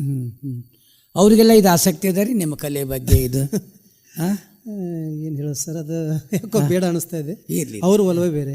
ಇರ್ಲಿಲ್ಲ, ಅದು ಹೇಳಲಿಕ್ಕೆ ಬರೋದಿಲ್ಲಲ್ಲ. ಅವರವರ ಅಭಿರುಚಿ ಬೇರೆ ಬೇರೆ ಇರ್ತದಲ್ಲ. ಆದ್ರೂ ಮಗಳು ಇಷ್ಟಪಡ್ತಾಳೆ. ಒಟ್ಟು ನನ್ನ ಮಗಳು ಇಷ್ಟಪಡ್ತಾಳೆ. ಮಾಡ್ತಾಳೆ. ಈಗ ನಿಮಗೆ ಒಲವು ಎಲ್ಲಿಂದ ಆರಂಭ ಆಯ್ತು? ಅಂದ್ರೆ ಸರ್ ಅದು ನಾನು ಬಾಲ್ಯದಲ್ಲಿ ನಮ್ಮ ತಾಯಿ ತೋರ ಮನೆ ಅಂಕಲಿಗೆ ಅವರು ಪ್ರತಿ ವರ್ಷ ಅಡ್ಯಾಪನ ಜಾತ್ರೆ ನಾವು ಹೋಗ್ತಾ ಇದ್ವಿ, 15 ದಿವಸ ಅಲ್ಲೇ ಇರ್ತಾ ಇದ್ದೆ. ಅಲ್ಲಿ ನಾಟಕ ಕಂಪನಿಗಳು ಭಾಳ ಬರ್ತಿದ್ವು. ಅಡವಿ ಸಿದ್ದೇಶ್ವರ ಜಾತ್ರೆ. ಆಗ ನಾನು ಬಾಲ್ಯದಿದ್ದಾಗ 4 ಥಿಯೇಟರ್ ಹಾಕ್ತಾ ಇದ್ರು, ಅರಿವಿ ಥಿಯೇಟರ್. ನನಗೆ ಅದು ನಾಟಕ ನೋಡ್ತಾ ನನಗೆ ಇವ್ರದ್ದು ಇವತ್ತಿಗೆ ನೆನಪಿದೆ, ಇವ್ರ ಕಮಿಟಿ ಕಂಪನಿ ಅವ್ರದ್ದು ಗರಿಬಿ ಹಠಾವು, ಕೊರವಂಜಿ, ಅದ್ಭುತ ನಾಟಕಗಳು ಅವ್ರದ್ದು. ಆಮೇಲೆ ಮತ್ತೆ ಈ ರಾಮರಾವ್ ದೇಸಾಯಿ ಅವ್ರದ್ದು ಗೌಡ್ರ ಗದ್ದಲ ಬತ್ತು ಎಲ್ಲ ನೋಡ್ತಾ ನನಗೆ ಅದೊಂಥರ ಎಫೆಕ್ಟ್ ಆಗಿ ನಾನು 7ನೇ ವರ್ಗದಲ್ಲಿದ್ದಾಗಲೇ ನಾಟಕ ಬರೆದಿದ್ದೆ. ಹೌದ್ರಿ? ಮನೆ ಹಳೆಯ ಅಂತ. ಮನೆ ಹಳೆಯ ಹಸ್ತಪ್ರತಿ ಬರೆದಿದ್ದೆ. ನನಗೆ ಬಾಲ್ಯದಲ್ಲಿ ಗೊತ್ತಿರಲ್ಲ, ಶಿಕ್ಕಾಸು ನಾ ಪೆನ್ಲೆ ರೌಂಡ್ ಮಾಡಿ ಶಿಕ್ಕ ಹಾಕಿದ್ದೆ, ಸಿದ್ದೇಶ್ವರ ಲೈಬ್ರರಿ ಅಂತ. ಇರ್ಲಿ. ಆಮೇಲೆ ಅದು ನಂತರದ ನಾಟಕದ ಒಲವು ಬಂದದ್ದು. ನಂತರ ಇದೇನು PUC ಆಯ್ತಲ್ಲ, ನಡು 1 ವರ್ಷ ಘಟಪುರ ಆರೋಗ್ಯಧಾಮದಲ್ಲಿ ಹೋದೆ ಸೇವೆ ಸಲ್ಲಿಸಲಿಕ್ಕೆ, ಮ್ಯೂಸಿಯಂನಲ್ಲಿ. ಮತ್ತೆ ನನ್ನ ಚಿತ್ರಕಲೆ ಇತ್ತಲ್ಲ, ಅಲ್ಲಿ ಮಕ್ಕಳಿಗೆ ಡ್ರಾಯಿಂಗ್ ಹೇಳ್ತಾ ಇದ್ದೆ, ಮತ್ತೆ ಡ್ರಾಯಿಂಗ್ ಮತ್ತು ಕನ್ನಡ ಹೇಳ್ತಾ ಇದ್ದೆ. ಆ ಹೊತ್ತಿನಲ್ಲಿ ನನಗೆ ಒಂದು ವೇದಿಕೆ ಸಿಕ್ತು ಕರ್ನಾಟಕ ಆರೋಗ್ಯಧಾಮದಲ್ಲಿ. ನಾಟಕಗಳನ್ನ ಬರೆದು ಅಲ್ಲಿ ಮೊಟ್ಟ ಮೊದಲು ಬರೋದು ದೇವರು ಕೊಟ್ಟ ಅನ್ನ ಅಂತ ಬರೆದು ಆಡಿಸಿದೆ ಮಕ್ಕಳಿಗೆ. ದೇವರು ಕೊಟ್ಟ ಅಣ್ಣ ಅಂತ ಆಡಿಸಿದೆ. ಅದು ಫೇಮಸ್ ಆಗಿ 2-3 ಸಾರಿ ಆಡಿಸಿದ್ರು ಅವರು. ಹೌದ್ರಿ? ಹ್ಞೂ. ಆಮೇಲೆ ಸೆಕೆಂಡು ಬಾಳ ಜ್ಯೋತಿ ಬೆಳಗಿತ್ತು ಅಂತ ಬರೆದ್ನೆ. ಅದನ್ನ ನಾವು ದೊಡ್ಡವರು ಕೂಡ ಆಡಿದ್ವಿ ನಾಟಕನ. ನಂತರ ನಮ್ಮ ಡಾಕ್ಟರ್ ಘನಶ್ಯಾಮ ವೈದ್ಯವರು, ಕಿರಣ್ ವೈದ್ಯವರು ಮೆಚ್ಚಿ ಡಾಕ್ಟರ್ ಛತ್ರಪತಿ ಶಿವಾಜಿ ಮಹಾರಾಜ ನಾಟಕವನ್ನ ಅಲ್ಲೇ ಒಬ್ಬರು ನಮ್ಮ ಜೋಯಿಸರು ಬರೆದಿದ್ರು. ಹನುಮಂತರಾವ್ ಅಂತೇನು ಹೆಸರು ಇರ್ಬೋದು. ಅದ್ರಲ್ಲಿ ನಾನು ಶಿವಾಜಿ ಪಾತ್ರ ಮಾಡಿದೆ. ಹಿಂಗಾಗಿ ನನಗೆ ವೇದಿಕೆ ದೊರಕಿಸಿಕೊಟ್ಟದ್ದು ಕರ್ನಾಟಕ ಆರೋಗ್ಯಧಾಮ ಘಟಪ್ರಭಾ ಅಂತ ಹೇಳ್ತೀನಿ. ಆನಂತರ ನಂದು ಅಲೆಮಾರಿ ಜೀವನ ನಿಮ್ಗೆ ಗೊತ್ತಿದೆ, ಪತ್ರಿಕೆ ಹೇಳ್ತಾ ಕಡೆ ಪತ್ರಕರ್ತರ ಮೇಲೆ ಇರೋದೆಲ್ಲ ಇದು ಕನ್ನಡಮ ಸೇರ್ಕೊಂಡು. ಅದನ್ನ ಹೇಳೋದಕ್ಕೊಂದು ಹಿನ್ನೆಲೆ ಹೇಳ್ತೀನಿ. ನಾನು ಊರಿಗೆ ತಿರುಗಿ ಬಂದಾಗ ಹೇಳ್ರಿ, ಏನು ಕೆಲಸ ಮಾಡಬೇಕು ಅಂತ ತಲೆಗೆ ಬರ್ತಲ್ಲ, ಬಂದಾಗ ಒಂದೊಂದು ಚೂರು ಹಿಂದಕ್ಕೆ ಹೋಗ್ತೀನಿ. ಮುರುಘಾ ಮಠದಲ್ಲಿದ್ದಾಗ ಒಬ್ಬರು ಬಂದು ಬಾಲಯೋಗಿ ಅಂತ ಒಬ್ಬರು ಬಂದಿದ್ರು ಗುರುಗಳು. ಎಲ್ಲಾ ಮಠದ ಹುಡುಗರಲ್ಲಿ ಹೋಗಿದ್ರು. ಹೋದಾಗ ನಾನು ಕುತೂಹಲದಿಂದ ಹೋದಾಗ ಒಬ್ಬರು ಕಪ್ಪು ಕನ್ನಡಕ್ಕೆ ಹಾಕೊಂಡು ನೋಡ್ತಾ ಇದ್ರು ಎಲ್ಲಾನು. ಅವ್ರ ಪರಿಚಯ ನಂಗಿರಲ್ಲ, ಬಟ್ ನಾನು ಗುರ್ತಾಡಿದೆ, ಅವರೇ ಬಸವರಾಜ್ ಕಟ್ಟಿಮನಿ ಅಂತ. ಅವ್ರನ್ನ ಯಾಕೆ ಗುರ್ತಾಡಿದೆ ಅಂದ್ರೆ, ಅದಕ್ಕೂ ಹಿಂದೆ ನಮ್ಮ ಪ್ರೊಫೆಸರ್ ಚಂದ್ರಶೇಖರ್ ಅಕ್ಕಿ ಅವರು ಮತ್ತು ಅವ್ರ ಸ್ನೇಹಿತರು ಸಂಪಾದಿಸಿದಂತ ಪರಿಸರ ಅನ್ನುವಂಥ ಕಥಾ ಸಂಗ್ರಹದಲ್ಲಿ ನಮ್ಮ ಈ ಗೋಕಾಕ್ನವರು ನಂದ ಇದು ಧರ್ಮ ಸಂಕಟದ ಕತೆ ಪ್ರಕಟ ಆಗಿತ್ತು. ಆಗ ಲೇಖಕರ ಫೋಟೋದಲ್ಲಿ ಕಟ್ಟಿಮನಿ ಫೋಟೋನು ಇತ್ತು, ಬಸವರಾಜ್ ಕಟ್ಟಿಮನಿ. ಅದಕ್ಕೆ ನಾನು ಅವ್ರ ಹತ್ರ ಹೋಗಿ, ಸರ್ ನೀವು ಕಟ್ಟಿಮನಿಯವರೇ ಅಂತ ಕೇಳಿದೆ. ಹೌದು, ನೀವ್ ಯಾರಂದ್ರು. ನಾನು ಇಲ್ಲಿ ಮಠದಲ್ಲಿ ವಿದ್ಯಾರ್ಥಿ ಅಂದೆ. ಸರಿ ನಡೆಯಿರಿ, ನಿಮ್ಮ ರೂಮಿಗೆ ಹೋಗೋಣ ಅಂತಂದ್ರು. ಎಲ್ಲ ಆಗಿನ ಕಾಲ ಸ್ಟಾರ್ ವ್ಯಾಲ್ಯೂ ಸಾಹಿತಿಗಳಿಗೆ. ಹೌದು, ಆ ಸ್ಟಾರ್ ವ್ಯಾಲ್ಯೂ ನಾನು ಒಂಚೂರು ಅನುಭವಿಸ್ತೀನಿ ಅವತ್ತಿನಲ್ಲಿ, ಒಳ್ಳೇದಾಗಲ್ಲ ಈಗಿಲ್ಲ. ಆಮೇಲೆ ಕಟ್ಟಿಮನಿಯವ್ರು ನಮ್ಮ ರೂಮಿಗೆ ಬಂದಾಗ ಎಲ್ಲ ಹಾಸ್ಟೆಲ್ ಹುಡುಗರೆಲ್ಲ ಬಂದ್ರು, ಕುತೂಹಲದಿಂದ ಕುಂತು ಮಾತಾಡಿದ್ರು. ಮೊದಲಿನ 1000 ಬಗ್ಗೆ ಹೇಳಿದ್ರು. ನಂತರ ಹೋಗ್ಬೇಕಾದ್ರೆ ತಮ್ಮ ಬ್ಯಾಗಿನಿಂದ ಒಂದು 10-15 ಪುಸ್ತಕ ಕೊಟ್ಟು ಹೋದ್ರು ನನಗೆ. ನೋಡ್ರಿ, ಹೋದ್ಮೇಲೆ ನನಗೆ ಆಮೇಲೆ ನಾ ಇನ್ನೂ ಚಿಕ್ಕವನಲ್ಲ, ಒಂದು ಅವರಿಗೆ ಲೆಟರ್ ಬರದೆ, ಸರ್ ನೀವು ದೊಡ್ಡ ಸಾಹಿತಿಗಳು, ನಾವು ಸಣ್ಣವರು, ಏನಾದ್ರು ತಪ್ಪು ಮಾತಾಡಿದ್ರೆ ಕ್ಷಮಿಸಿ ಅಂತ. ಮುಗಿತು, ನಾ ಮರೆತು ಬಿಟ್ಟೆ. ಮಾಡಿದವರು ದಾಟು ಅದ್ಭುತ ಅವ್ರ ಸಂಕಲನಗಳೆಲ್ಲ ಇದ್ರು, ಕಾದಂಬರಿಗಳು. ಮುಂದೆ ಒಂದು ವಾರ ಹೋಯ್ತು ಸರ್. ಆಗೇನಾಯ್ತಂದ್ರೆ, ನಾವು ಮಠದ ಹುಡುಗರು ಅಲ್ಲಿ ಪೋಸ್ಟ್ ಆಫೀಸ್ ಇತ್ತು, ಎಮೋ ಲಿಸ್ಟ್ ಬಂದದ್ದು ಹೆಸರಿಸ್ತಾ ಇದ್ರು. ನೀ ಚಾ ಕೊಡಿಸೋದು ಕಾಡ್ತಿದ್ರಲ್ಲ. ಒಂದ್ಸಲ ಹೋಗಿದ್ದೆ, ನಾನು ಹೆಸರಿತ್ತು ಎಮೋ ಲಿಸ್ಟ್ ನಲ್ಲಿ. ಇಲ್ಲ ಕಚೇರಿ ಪತ್ರ ಒಳಗೆ ಹೋದ್ರೆ ಒಂದು ಪಾಕೆಟ್ ಕೊಟ್ರು ರಿಜಿಸ್ಟರ್ ಅವರು. ತೆಗೆದು ನೋಡ್ತೀನಿ, ಅದರಲ್ಲಿ ಕಟ್ಟಿಮನಿಯವ್ರ ಪತ್ರ ಇತ್ತು. ಬಂದು, ಧಾರವಾಡದಲ್ಲಿ ನೀವು ತುಂಬಾ ಕಷ್ಟಪಡ್ತೀರಿ, ವಿದ್ಯಾರ್ಥಿ ಜೀವನ ಚಳಿಗಾಲದಲ್ಲಿ ತಗೊಳ್ರಿ, ನಿಮ್ಗೆ ಹೆಲ್ಪ್ ಆಗ್ತದೆ ಅಂತ ಒಂದು 100 ರೂಪಾಯಿ ಚೆಕ್ ಇಟ್ಟಿದ್ರು. ಆಗಿನ ಕಾಲದಲ್ಲಿ ದೊಡ್ಡದಲ್ಲ, ಹಂಗ ಖುಷಿ. ನಾನೊಂದು 50 ರೂಪಾಯಿ ನಮ್ಮ ಮಿತ್ರ ಶರಣ ಬಸವರಾಜ್ ಕರಡ್ಕಲ್ ತಗೊಂಡ್ರು. ಅದರಲ್ಲಿ ಇಸ್ತ್ರಿ ಕಲ್ಲು ಕೊಂಡು ತಗೊಂಡ್ರು. ನೋಡ್ರಿ, ನಾನು ಆಗ ವಿಜಯ ಟಾಕೀಸ್ದಲ್ಲಿ ಖದೀಮ ಕಳ್ಳರು ಸಿನಿಮಾ ನೋಡಿದೀವಿ. ಮುಗಿದೋಯ್ತು 100 ರೂಪಾಯಿ. ಆ ಒಂದು ಪರಿಚಯ ಈಗ ಅಲ್ಲ, ಅವರ ಅಭಿಮಾನದಿಂದ ಕೊಡುವುದ ಬುದ್ಧಿ ಹೇಳ್ತೀನಿದ್ರೆ, ಅಂದ್ರೆ ನುಡಿದಂತೆ ನಡೆದವರು ಸಾಹಿತಿಗಳು, ಬರೆದಂತೆ ನಡೆದವರು, ಬರೆದಂತೆ ಬದುಕಿದವರು. ಹೌದು, ಬರೆದಂತೆ ಬದುಕಿದವರು. ಆ ಕಾರಣಕ್ಕೆ ನೆನಪಿನಿಂದ ನಾನು ಏನು ಮಾಡಿದೆ, ಕನಗಾವದಲ್ಲಿದ್ದಾಗ ಕಟ್ಟಿಮನಿಯವ್ರಿಗೆ ಒಂದು ಲೆಟರ್ ಆಗಿದೆ, ಡಬಲ್ ಕಾರ್ಡ್. ಸರ್ ನನಗೊಂದು ಎಲ್ಲಾದ್ರೂ ಕೆಲಸ ಇದ್ರೆ ಹುಡುಕಿ ಕೊಡ್ರಿ ಅಂತ. ಆಗ ಅವರು ಉತ್ತರ ಕೊಟ್ಟರು, ನೀವು ನಾಡೋಜಿಗೆ ಹೋದ್ರೆ ಅಶೋಕ್ ಚಂದ್ರಿಗೆ ಅವ್ರಿಗೆ ಭೇಟಿಯಾಗ್ರಿ, ಕನ್ನಡಮಕ್ಕೆ ಹೋದ್ರೆ ಸಿದ್ದಣ್ಣ ಮಸಳಿ ಅವ್ರಿಗೆ ಭೇಟಿಯಾಗ್ರಿ ಅಂತ. ಹೋಗಿ ಸಿದ್ದಣ್ಣ ಮಸಳಿ ಅವ್ರಿಗೆ ಭೇಟಿಯಾದೆ, ಕನ್ನಡಮ ಸೇರ್ಕೊಂಡೆ. ಶ್ರೀ ಎಲ್ಲ ಶಾಸ್ತ್ರಿಯವರು ನಮಗೆ ಗುರುಗಳಾಗಿಬಿಟ್ರು ಅವತ್ತಿನಿಂದ ಇವತ್ತಿನವರೆಗೂ. ಇವತ್ತಿಗೂ ಅವರೇ ಮಾರ್ಗದರ್ಶಕರು. ಹಾಗೆ ಕಟ್ಟಿಮನಿಯವ್ರ ಕ್ಯಾರವಾನ್ ಹೊಡಿತು, ಕನ್ನಡಮ್ಮ ಆಯಿತು, ಲೋಕದರ್ಶನ ಆಯಿತು, ಹಸಿರು ಕ್ರಾಂತಿ ಆಯಿತು. ಆನಂತರ ಶಾಸ್ತ್ರಿಯವರೇ ಬಂದು ಬಸ್ ಹಚ್ಚಿಸಿರು. ಅಂದ್ರೆ ನಾನು ಒಳಗೆ ನಿರ್ದೇಶಕ ತುಡಿತಾ ಇದ್ದ, ಸಿನಿಮಾ ಮಾಡಬೇಕು, ಡೈರೆಕ್ಟರ್ ಆಗ್ಬೇಕತ್ತ. ಮಳೆ ಬೀಳ್ತಾ ಇತ್ತು, ಇವತ್ತಿಗೆ ನೆನಪಿ ಬೆಳಗಾವಿ ಬಸ್ ಸ್ಟ್ಯಾಂಡಲ್ಲಿ ಗೌರಿ ಶಾಸ್ತ್ರಿ ಅಂತ ಅವರು ಇದ್ರು. ಅವ್ರು ಲೆಟರ್ ಕೊಟ್ಟವ್ರು ನನಗೆ ಬೆಳಗಾವಿಯಲ್ಲಿ ಬಸ್ ಹತ್ತಿಸ್ರು. ಬೆಂಗಳೂರಿಗೆ ಹೋದೆ. ಬೆಂಗಳೂರಿಗೆ ಹೋಗ್ಬೇಕಂದ್ರೆ ಹೀಗಾಗಿ ಬೆಂಗಳೂರು ಪತ್ರಿಕಾಲಯಕ್ಕೆ ಹೋದೆ. ಅದು ಮತ್ತೆ ಬಹಳ ಇದೆ, ಆಮೇಲೆ ಹೇಳ್ತೀನಿ. ಅಲ್ಲಿ ಹೋಗಿ ಅಭಿಮಾನಿ ಸೇರಿಕೊಂಡೆ. ಅಲ್ಲೊಂದು ವರ್ಷದ ಇದ್ಬಿಟ್ಟು. ಆದರೆ ಅಲ್ಲಿ ನನಗೇನಿತ್ತು, ಸಿನಿಮಾದೊಂದು ತುಡಿತಿತ್ತಲ್ಲ. ನಮ್ಮ ರೂಮ್ ಪಕ್ಕದಲ್ಲೇ ಒಬ್ಬರು ವೆಂಕಟೇಶ್ ಇತ್ತಿದ್ರು. ನನ್ನ ಸಿನಿಮಾ ಆಸೆ ನೋಡಿ, ಬನ್ನಿ ಸರ್, ನಮ್ಮ ರಿಲೇಷನ್ ಒಬ್ರು ಇದ್ದಾರೆ, ಅಲ್ಲಿ ಬಾಣಸವಾಡಿ ಅಂತ ಏನೋ ಊರಿದೆ. ಆಗಿನ ಕಾಲದಲ್ಲಿ ಬೆಂಗಳೂರು ಬೆಳೆದಿರಲಿಲ್ಲ. ಹೌದು, ಬಾಣಸವಾಡಿ. ಸೈಕಲ್ ಮೇಲೆ ಎಲ್ಲ ಆಗೆಲ್ಲ ಟಾರ್ ರೋಡ್ ಇರಲಿಲ್ಲ. ಕರ್ಕೊಂಡು ಅಲ್ಲಿ ಇದಕ್ಕೆ ಹೋದ್ರು, ಬಾಣಸವಾಡಿ ಬಾಣವರ ಸೈಕಲ್ ಮೇಲೆ ಹೋಗಿ ಪರಿಚಯ ಮಾಡಿದ್ರು. ಅವ್ರು ಯಾರಂದ್ರೆ ದಾಟು ಚಿತ್ರ ನಿರ್ದೇಶಕರು. ಸಾರಿ, ದಾಟು ಅಲ್ಲ, ದಾಹ. ಲೋಕೇಶ್ ಅವ್ರ ಪಾತ್ರ ಮಾಡಿದಾರೆ. ದಾಹ ಚಿತ್ರ ನಿರ್ದೇಶಕರು. ದಾಹಕ್ಕೆ ಕೊನೆಯಲ್ಲಿ ಹಾಡು ಕೇಳಿದ್ವಲ್ಲ, ಹೌದು, ಅವರು ಪರಿಚಯ ಮಾಡಿಸಿದ್ರು. ಅವ್ರಿಗೆ ಆಯ್ತಪ್ಪ ನಿನಗೆ ಸಿನಿಮಾದಲ್ಲಿ ಸೇರಿಸ್ತೀನಿ ಅಂತಂದ್ರು. ಜೊತೆಗೆ ಅವ್ರು ಹೋಗ್ತಾ ಇದ್ದೆ, ಭೇಟಿ ಆಗಿದೆ. ಕಡೆ ಕಂಠೀರವ ಸ್ಟುಡಿಯೋ ನನಗೆ ಫಸ್ಟ್ ಟೈಮ್ ಅವರೇ ಕರ್ಕೊಂಡು ಹೋದ್ರು ಆಗಿನ ಕಾಲದಲ್ಲಿ, ಹೆಜ್ಜೆ ಇಟ್ಟು. ಆಮೇಲೆ ಇದು ಅಲ್ಲಿ ಕುಮಾರಸ್ವಾಮಿ ಲೇಔಟದಲ್ಲಿ ಇದನ್ನು ಕೀರ್ತಿ ತಂದ ಪುಟಾಣಿಗಳು ಸಿನಿಮಾ ಮಾಡ್ತಾ ಇದ್ರು. ಆಗ ಇವರು ನನ್ನ ಅಲ್ಲಿ ಭೇಟಿ ಮಾಡಿಸ್ಲಿಕ್ಕೆ ಕರ್ಕೊಂಡು ಹೋದ್ರು. ಹೋದಾಗ ನಾವು ಜಸ್ಟ್ ಕದಿರನಹಳ್ಳಿ ಕ್ರಾಸ್ ಅಂತಾರ ಆಗ, ಹೌದು, ಅಲ್ಲಿಂದ ಇನ್ನು ದಯಾನಂದ ಕಾಲೇಜ್ಗೆ ಟಾರ್ ರೋಡ್ ಆಗಿರ್ಲಿಲ್ಲ, ಅದೇ ಟಾರ್ ಹಾಕ್ತಾ ಇದ್ರು. ಹೋಗಿ ಅವ್ರು ಭೇಟಿ ಮಾಡಿಸಿದ್ರು. ಅವ್ರ ಪ್ರೊಡ್ಯೂಸರ್ ಬ್ರದರ್ಸ್ ಮಹೇಂದ್ರ ಪ್ರೊಡಕ್ಷನ್ಸ್ ಅತ್ತ, ಡಾಕ್ಟರ್ ಕುಮಾರ್ ಸಿಂಗ್, ವಿಶ್ವೇಶ್ವರ ಸಿಂಗ್, ಶಂಕರ್ ಸಿಂಗ್ ಅತ್ತ ಅವರೇ ನಿರ್ಮಾಪಕರು. ಸಿನಿಮಾ ಇನ್ನೂ ಶೂಟಿಂಗ್ ಮುಗಿದಿರ್ಲಿಲ್ಲ. ಅಲ್ಲಿ ಭೇಟಿ ಆದೆ, ತಿರುಗಿ ಬಂದೆ. ತಿರುಗಿ ಬಂದ ಮೇಲೆ ಬಹಳ ಘಟನೆ ಇದಾವೆ. ಬಟ್ ಒಂದೇನೋ ಈ ಪತ್ರಿಕೋದ್ಯಮದಲ್ಲಿ ಸ್ವಲ್ಪ ನನಗೆ ಕೆಲವೊಂದು ಶೋಷಣೆ ನಡೀತಿರ್ತಾವಲ್ಲ, ಒಟ್ಟಾಗ ಪತ್ರಿಕೆಯಿಂದ ಹೊರಗೆ ಬಂದಾಗ ಚಿಂತೆ ಮಾಡ್ತಾ ಇದ್ದೆ. ಅದೇನಾಗಿತ್ತು, ಅಲ್ಲಿ ಒಂದು ವಾರದ ಹಿಂದೆ ಹೋದಾಗ ಅವ್ರು ನನಗಂದ್ರು, ನಮ್ಮ ಕೀರ್ತಿ ತಂದ ಪುಟಾಣಿಗಳ ಬಗ್ಗೆ ನೀವು ಪತ್ರಿಕೆಗಳು ಹಾಕ್ಲಿಕ್ಕೆ ಆಕೈತೇನ್ರಿ ಅಂತೇಳಿ. ನಾ ಪ್ರಯತ್ನ ಮಾಡ್ತೀನಿ ಸರ್ ಅಂದಿದ್ದೆ. ಅಂದು ನಾನು ಕಳಿಸ್ಕೊಟ್ಟೆ. ಪುಟ್ಟಪ್ಪನವ್ರ ಪರಿಚಯ ಅಲ್ಲ, ಪತ್ರಿಕೆಗಳು ಪ್ರಕಟ ಆಯ್ತು ಕೀರ್ತಿ ತಂದ ಪುಟಾಣಿಗಳು ಸುದ್ದಿ. ಅದಕ್ಕೆ ಅವ್ರು ಶಂಕರ್ ಸಿಂಗ್ ಅಂದ್ರು, ನೋಡಿ ಸಾರ್, PR ನನಗೆ ದುಡ್ಡು ತಗೊಂಡಾನೆ, ಸುದ್ದಿ ಹಾಕ್ದಂತೆ, ಅದನ್ನೇ ಹಾಕ್ಲಿಲ್ಲ, ನೀವು ಟ್ರೈ ಮಾಡ್ತಾನೆ ಅಂದ್ರೆ ಹಾಕಿದ್ರಿ ತಂದ್ರು. ಅದೊಂದು ವಿಶ್ವಾಸ ಕುಳಿತಿತ್ತಲ್ಲ, ಅದಕ್ಕೆ ಅಲ್ಲಿ ಹೋದೆ. ಕುಮಾರ್ ಸಿಂಗ್ ಕೂತ್ಕೊಂಡಿದ್ರು ಇವತ್ತಿಗೂ. ಹೇಳ್ರಿ ಅಂದ್ರು. ನನಗೆ ಯಾಕೋ ದುಃಖ ಇತ್ತು, ಒಂಥರ ಏನು ನೆಲೆ ಇರಲಿಲ್ಲ. ಹೌದು ಸಾರ್, ಇಲ್ಲೇ ಬಂದ್ಬಿಡ್ತೀನಿ ಅಂತಂದ್ಬಿಟ್ಟು ಅವ್ರಿಗೆ ಅರ್ಥ ಆಯ್ತು ಕಾಣ್ತದೆ. ಸರಿ ಬೆಳಿಗ್ಗೆ ಬಂದ್ಬಿಡಿ ಅಂದವ್ರೆ. ಟ್ರೆಜರಿ ತೆಗೆದು 10 ರೂಪಾಯಿ ಕೊಟ್ಟರು ನನಗೆ. ತಗೊಂಡು ಬಂದೆ. ಒಂದು ನೆಲೆ ಸಿಗ್ತಲ್ಲಪ್ಪ ಅಂತ ಅಲ್ಲಿಂದ ನಾನು ಬೆನ್ನಿಗಾನಹಳ್ಳಿ ಹೋಗ್ಬೇಕು. ಅವತ್ತು ನಾನು ಒಂದು ಹಾಡು ಗುಣಗುಣಿಸ್ತಾ ಹೋಗಿದ್ದು, ಇವತ್ತಿಗೆ ನಡೀಪಿದೆ. ಇದಿಲ್ಲ, ಲಾ ಲಾ ಲಾ ಲಾ ಲಾ ಲಾ ಲಾ ಲಾ ಲಾ ಲಾ ಲಾ ಲಾ ಲಾ ಲಾ ಲಾ ಲಾ ಲಾ ಲಾ, ಇದನ್ನೇ ಗುಣಗುಡಿಸ್ತಾ ಹೋಗಿದ್ದೆ ನಾನು. ಹೋಗಿ ಮರುದು ಸಾಲ ಬಂದ್ಬಿಟ್ಟೆ. ಅಲ್ಲಿ ಒಂದು ನೆಲೆ ಸಿಕ್ತು, ಊಟ ಸಿಗ್ತಿತ್ತು, ಅನಾಥ ಮಕ್ಕಳಿಗೆ ಪಾಠ ಹೇಳ್ತಿದ್ದೆ. ಅವರೆಲ್ಲರೂ ಮಾಸ್ಟ್ರು, ನಾನು ಪಾಠದ ಮಾಸ್ಟರ್ ಅಂತಂದ್ರು. ಬಟ್ ಆಮೇಲೆ ಆಯ್ತು, ಸ್ಟುಡಿಯೋಕ್ಕೆ ಹೋಗಿ ಕಳಿಸ್ತಾ ಇದ್ದಾರೆ ನನ್ನ, ಎಡಿಟಿಂಗು ಡಬ್ಬಿಂಗು ಇದು ಮಾಡಿಸ್ಲಿಕ್ಕೆ ಶೂಟಿಂಗ್ ಆಗಿದ್ದು. ಅವ್ರ ದಿನಕ್ಕೆ ನನಗೆ 10 ರೂಪಾಯಿ ಕೊಡ್ತಾ ಇದ್ರು. ಕುಮಾರಸ್ವಾಮಿ ಲೇಟಿಂದ ಮೆಜೆಸ್ಟಿಕ್ 1 ಕಾಲು, ಮೆಜೆಸ್ಟಿಕ್ನಿಂದ ಕಂಠಿ ಸ್ಟುಡಿಯೋಕ್ಕೆ 1 ಕಾಲು, ಹೋಗ್ತಾ ಬರ್ತಾ 5 ರೂಪಾಯಿ ಊಟ ತಿಂಡಿ. ಹೀಗಾಗಿ ಅಲ್ಲಿ ಎಡಿಟಿಂಗು ಡಬ್ಬಿಂಗ್ ಮಾಡಿಸ್ತಿದ್ದೆ, ಮಕ್ಕಳಿಗೆ ಅಭ್ಯಾಸ ಹೇಳ್ತಾ ಇದ್ದೆ. ಈ ಥರ ನಡೆದೋಯ್ತು. ಆಮೇಲೆ ಏನೋ ಒಂದು ಸಿನಿಮಾ ಲೇಟ್ ಆಯ್ತಲ್ಲ, ನನಗೆ ದೊಡ್ಡ ಸಿನಿಮಾದಲ್ಲಿ ಯಾವಾಗ ಇದಂದ್ರೆ ಇದು ಶೂಟಿಂಗ್ ಆಗಿ ಒಂದು 7-8 ವರ್ಷ ಆಯ್ತು, ಕುಂಡ್ತಾ ಇತ್ತು. ಹಾಗೆ ಅನ್ನೋತ್ಲಿ ನಾನು ಇಲ್ಲೊಬ್ರು ಕುಮಾರ್ ಸಿಂಗ್ ಅಂತ ಇನ್ನೊಬ್ರು ಕ್ಯಾಮ್ರಾ ಮಾಡಿದ್ರು. ಅವ್ರಿಗೆ ಹೇಳಿದ್ದೆ. ಅವ್ರು ಭಾಳ ಅಲಿದಾಡಿಸ್ಮೇಲೆ ಪಾಪ ಕೊನೆ ಒಂದು ದಿವಸ ಹೇಳಿದ್ರು, ಬನ್ನಿ ಸರ್, ನಾ ಈಗ ಹೇಳಿದ್ದೀನಿ, ಅಂಬರೀಷ್ ಅವ್ರದ್ದು ಒಲವಿನ ಕಾಣಿಕೆಯಲ್ಲಿ ಅಸಿಸ್ಟೆಂಟ್ ಡೈರೆಕ್ಟ್ ಪೋಸ್ಟ್ ಕಾಲಿದೆ, ಬರ್ರಿ ತಂದ್ರು. ಬಟ್ ಅಷ್ಟೊತ್ತಿಗೆ ನನಗೆ ಯಾಕೋ ಬೆಂಗಳೂರು ಬೇಜಾರಾಗಿಬಿಟ್ಟಿತ್ತು. ನಾನು ಅಲ್ಲೇ ಇರಬೇಕಾಗಿತ್ತೇನೋ. ತಿರುಗಿ ಏನು ಬಂದ್ಬಿಟ್ಟೆ, ಇಲ್ಲಿ ಊರಿನಲ್ಲಿ ಮದುವೆ ಇದು ಜಂಜಾಟದಲ್ಲಿ ಸ್ಟಾರ್ಟ್ ಆಯ್ತು, ಆರಂಭ ಆಯಿತು. ಹ್ಞೂ ಸರ್, ಇಲ್ಲೇ ಉಳ್ಕೊಂಡೆ. ಮತ್ತು ಅಲ್ಲೆಲ್ಲ ಅಭಿಮಾನಿ ಅರಗಿನ ಪತ್ರಿಕೆಯಲ್ಲಿ ಕೆಲಸ ಮಾಡಿದವನು ಇಲ್ಲಿ ಬಂದು ನಮ್ಮ ಮಿಸಸ್ಸು ಟೀಚರ್ ಇದ್ದಾರಲ್ಲ ಘಟಪುರದಲ್ಲಿ, ಹಿಂಗಾಗಿ 350 ಸಂಬಳಕ್ಕಾಗಿ ಒಂದು ಕಾನ್ವೆಂಟ್ ಸ್ಕೂಲ್ನಲ್ಲಿ ಚಿತ್ರಕಲೆ ಹಾಗೂ ಕನ್ನಡ ಶಾಲೆ ಶಿಕ್ಷಕನಾಗಿ ಉಳ್ಕೊಂಡೆ. ಇವಾಗ ನಾ ಹೇಳ್ತೀನಿ. ಇವಾಗ ಸರ್ವಮಂಗಲ ಮಾಂಗಲ್ಯೇ ಶಿವೇ ಸರ್ವಾರ್ಥ ಸಾಧಿಕೆ ಶರಣ್ಯೇ ತ್ರ್ಯಂಬಕೆ ಗೌರಿ ನಾರಾಯಣಿ ನಮೋಸ್ತುತೆ. ನೀವು ಕಣಗಾಂವ್ ಕಣ್ಣಮ್ಮ ದೇವಿಯ ಕಂದ ಪುತ್ರರು. ನಿಜ ಸರ್. ಭಕ್ತರು, ಆರಾಧಕರು. ಈ ಕಣ್ಣಮ್ಮ ದೇವಿ ಚಿತ್ರ ತೆಗಿಬೇಕಂತ ನಿಮ್ಗೆ ಹೆಂಗ ಅನ್ನಿಸ್ತು? ಅಂದ್ರೆ ಸರ್, ಮೊದಲು ಜೀವನ ಚರಿತ್ರೆ ಬರೆದಿದ್ದೆ ಕಣ್ಣಮ್ಮ ದೇವಿ ಪುಸ್ತಕ. ನೀವು ಬರೆದಿದ್ರಿ? ಬರೆದಿದ್ರಿ, ಪ್ರಕಟ ಆಗಿದೆ ಅದು. ಅದು 2003 ಅಲ್ಲೇ ಪ್ರಕಟ ಆಗಿತ್ತು. ಆನಂತರ ನಾನು ನಮ್ಮ ಸ್ನೇಹಿತ ಎಲ್ಲ ಏನೋ ಇಲ್ಲಿ ಬೆಳಗಾವದಲ್ಲಿ ಇಲ್ಲಿ ಮಾತಾಡ್ತಾ ನಿಂತಿದ್ವಿ, ಇದು ಶಾನಬಾಗ್ ಹೋಟ್ಲ್ ಹತ್ರ. ಒಂದು ಡಾಕ್ಯುಮೆಂಟ್ರಿ ಫಿಲ್ಮ್ ಮಾಡೋಣ ಸರ್ ತಂದವನು, ನಮ್ಮ ಬೆಳಗಾವಿ ಜಿಲ್ಲಾ ದೇವಸ್ಥಾನಗಳಿಗೆ. ನನಗೆ ಫ್ಲಾಶ್ ಆಯ್ತು, ಡಾಕ್ಯುಮೆಂಟ್ರಿಗೆ ಸಿನಿಮಾನ ಮಾಡಿದರೆ ಹೇಗೆ ಅಂತೇಳಿ. ಇನ್ನೊಂದು ಕಾರಣ ಅಂದ್ರೆ, ನಾನು ಅಷ್ಟರಲ್ಲಿ ಬೆಂಗಳೂರು ಬಿಟ್ಟು ಬಂದು ಸುಮಾರು ಒಂದು 20 ವರ್ಷ ಆಗ್ತಾ ಬಂದಿತ್ತು. ಒಳಗಡೆ ಸಿನಿಮಾದ ಒಂದು ಕೊರಿತಾ ಇತ್ತು, ಇನ್ನು ಹೋಗೋ ಹಾಗೆಲ್ಲ ಮಕ್ಕಳು ಶಿಕ್ಷಣ ಅಂತ ತುಡಿತ ಇದ್ದೇ ಇತ್ತು. ಅದಕ್ಕೆ ಅಲ್ಲಿ ಎಲ್ಲಿ ಅದನ್ನ ಮಾಡಿ ನಮ್ಮ ಆಸೆ ಪೂರೈಸಬೇಕು ಅಂತೇಳಿ ಕಣ್ಣಮ್ಮ ದೇವಿ ಸಿನಿಮಾ ಮಾಡ್ಲಿಕ್ಕೆ ಕೈ ಹಾಕಿದೆ. ಅದು ಪ್ರೊಡ್ಯೂಸರ್ ನಾನೇ, ಡೈರೆಕ್ಟರ್ ನಾನೇ, ಚಿತ್ರಕಥೆ ಸಂಭಾಷಣೆ ನೀವೆಲ್ಲ ಇದ್ದೀರಿ. ನಾನೇ ನಾಯಕ ಪಾತ್ರ ಮಾಡಿ.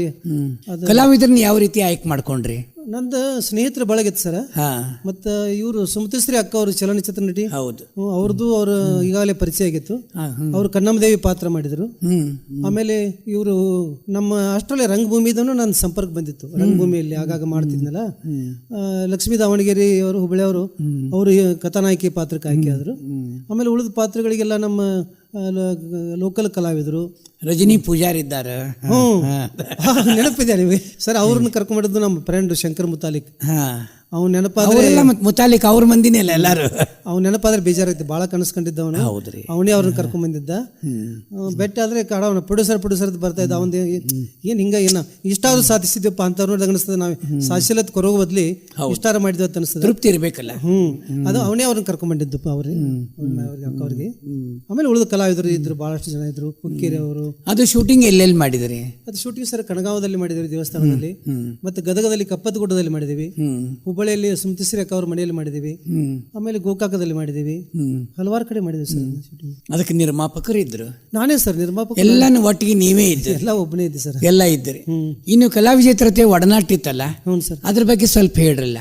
ಅಂದ್ರೆ ಇದು ಸಿನಿಮಾದ ಟಚ್ ಅಲ್ಲ ಸರ್. ರಂಗಭೂಮಿದು ಏನಾಯ್ತು ಸರ್, ಹೌದು ಅದು ರಂಗಭೂಮಿ ಅಲ್ಲ, ವ್ಯತ್ಯಾಸ ಬಹಳ ಅದ ರಂಗಭೂಮಿದು ಮತ್ತು ಚಲನಚಿತ್ರದ್ದು. ಅದ್ರ ಬಗ್ಗೆ ಹೇಳ್ರಿ. ಅಂದ್ರೆ ಏನಾಯ್ತು ಸರ್, ನಾನು ಯಾವಾಗಾದ್ರೂ ನಾಟಕ ಮಾಡ್ತಿದ್ನಲ್ಲ, ಈ ವೃತ್ತಿ ರಂಗಭೂಮಿಗೆ ನಂಗೆ ಸ್ವಲ್ಪ ಹೆಚ್ಚು ಕ್ಲೋಸ್ ಆಗಕ್ಕೆ ಏನು ಕಾರಣ ಆಯ್ತಂದ್ರೆ, ಒಂದ್ಸಾರಿ ಅಮ್ಮನಿಗೆ ಜಾತ್ರೆಯಲ್ಲಿ ನಮ್ಮ ಫ್ರೆಂಡ್ ಬಂದಿದ್ದ, ಪುಟ್ಟಣ್ಣ, ನಾವು ಕಲಾವಿದ. ಅವನು ಬಿಡ್ಲಿಕ್ಕೆ ಅಂತ ಅಲ್ಲಿ ಥಿಯೇಟರ್ಗೆ ಹೋದೆ. ಅಲ್ಲಿ ಹೋದ ಉದ್ದೇಶ, ಹಿಂದಿನ ದಿವಸ ನಾನು ಸೇರೆ ಅಂಗಡಿ ಸಂಘ ನಾಟಕ ನೋಡಿದ್ದೆ ಆಚೆ ಕಡೆ ಜೇವರಿ ಕಂಪನಿಯಲ್ಲಿ. ನಾನು ಖುಷಿಯಾಗಿತ್ತು, ಅರ್ಧ ನೋಡಿ ಬಂದಿದ್ನಲ್ಲ. ಇವತ್ತಲ್ಲಿ ಹೋಗಿ ಆ ಕಡೆ ಕಂಪ್ನಿಯಾಗ ನಾಟಕ ನೋಡ್ಬೇಕಂತ ನಾನು ಬಂದಿದ್ದೆ. ಬಟ್ ಇಲ್ಲಿ ಗುಡಿಗೇರಿ ಕಂಪನಿ ಇತ್ತು. ಅವ್ನು ಪುಟ್ಟಣ್ಣ ಹೋಗಿ ಕೆಳಗಡೆ ಇಳಿಸಿದ ತಕ್ಷಣ ಆ ನಾಟಕ ಮಂಡಿ ಮ್ಯಾನೇಜರ್ ಮೌಲಾ ಸಾಹೇಬ್ ಗುಡಿಗೇರಿ, ಶಟ್ರ್ ಬಂದ್ರಿ ಭಾಳ ಚಲೋ ಆಯ್ತು, ಒಳಗೆ ನಡ್ರಿ ಅಂದ. ಯಾಕೆ ಸರ್ ಅಂದೆ. ಸರ್ ಈಗ ಕೂಡು ಮಾಡಿಕೆ ತಾವತ್ತಿ ನಾಟಕ ಇದೆ 6 ಗಂಟೆಗೆ, ಮಂಜು ಪಾತ್ರ ನೀವು ಮಾಡಕ್ಕೆ ಒಳಗಡೆ ನಡ್ರಿ ಅಂದ. ಅಯ್ಯೋ ಸರ್ ನಾನು ಮಾಡಿಲ್ರಿ ಒಂದು ಸಾರಿ ಅಂದೆ. ಇಲ್ಲ ನೀವು ಮಾಡ್ತೀರಿ ನಡ್ರಪ್ಪ ಅಂದೆ. ದಾಡಿ ಮಾಡ್ಕೊ, ಏನು ಅದನ್ನು ನಾವು ಕೊಡೋದು ದಾಡಿ ಮಾಡ್ಕೊಳ್ಳೋ ವ್ಯವಸ್ಥೆ ನಡ್ರಿ. ಆಗ 5 ಗಂಟೆ ಆಗಿತ್ತು ಸರ್. ಹೋಗಿ 6 ಗಂಟೆಗೆ ನಿಲ್ಲಿಸಿಬಿಟ್ರೆ ನನ್ನ ಮಂಜುಳ ಪಾತ್ರಕ್ಕೆ. ನನಗೆ ನೋಡಿದ ಅನುಭವ ಮಾಡಿರ್ಕಿಲ್ಲ ಅದನ್ನು. ಹೌದು. ಬಟ್ ಅದನ್ನ 4 ದಿವಸ ಮಾಡಿದೆ ಆ ಪಾತ್ರನ ಕಂಟಿನ್ಯೂ. 2 ಆಟದಿಂದ 4 ದಿವಸ ಮಾಡಿದೆ. ಆಮೇಲೆ ಅವ್ರು ಬಿಡ್ಲಿಲ್ಲ. ಆಮೇಲೆ ಮತ್ತೆ ಬೇರೆ 1-2-3 ನಾಟಕ ಮಾಡಿದೀವಿ. ಒಂದು 8 ದಿವಸ ಮಾಡಿದೆ.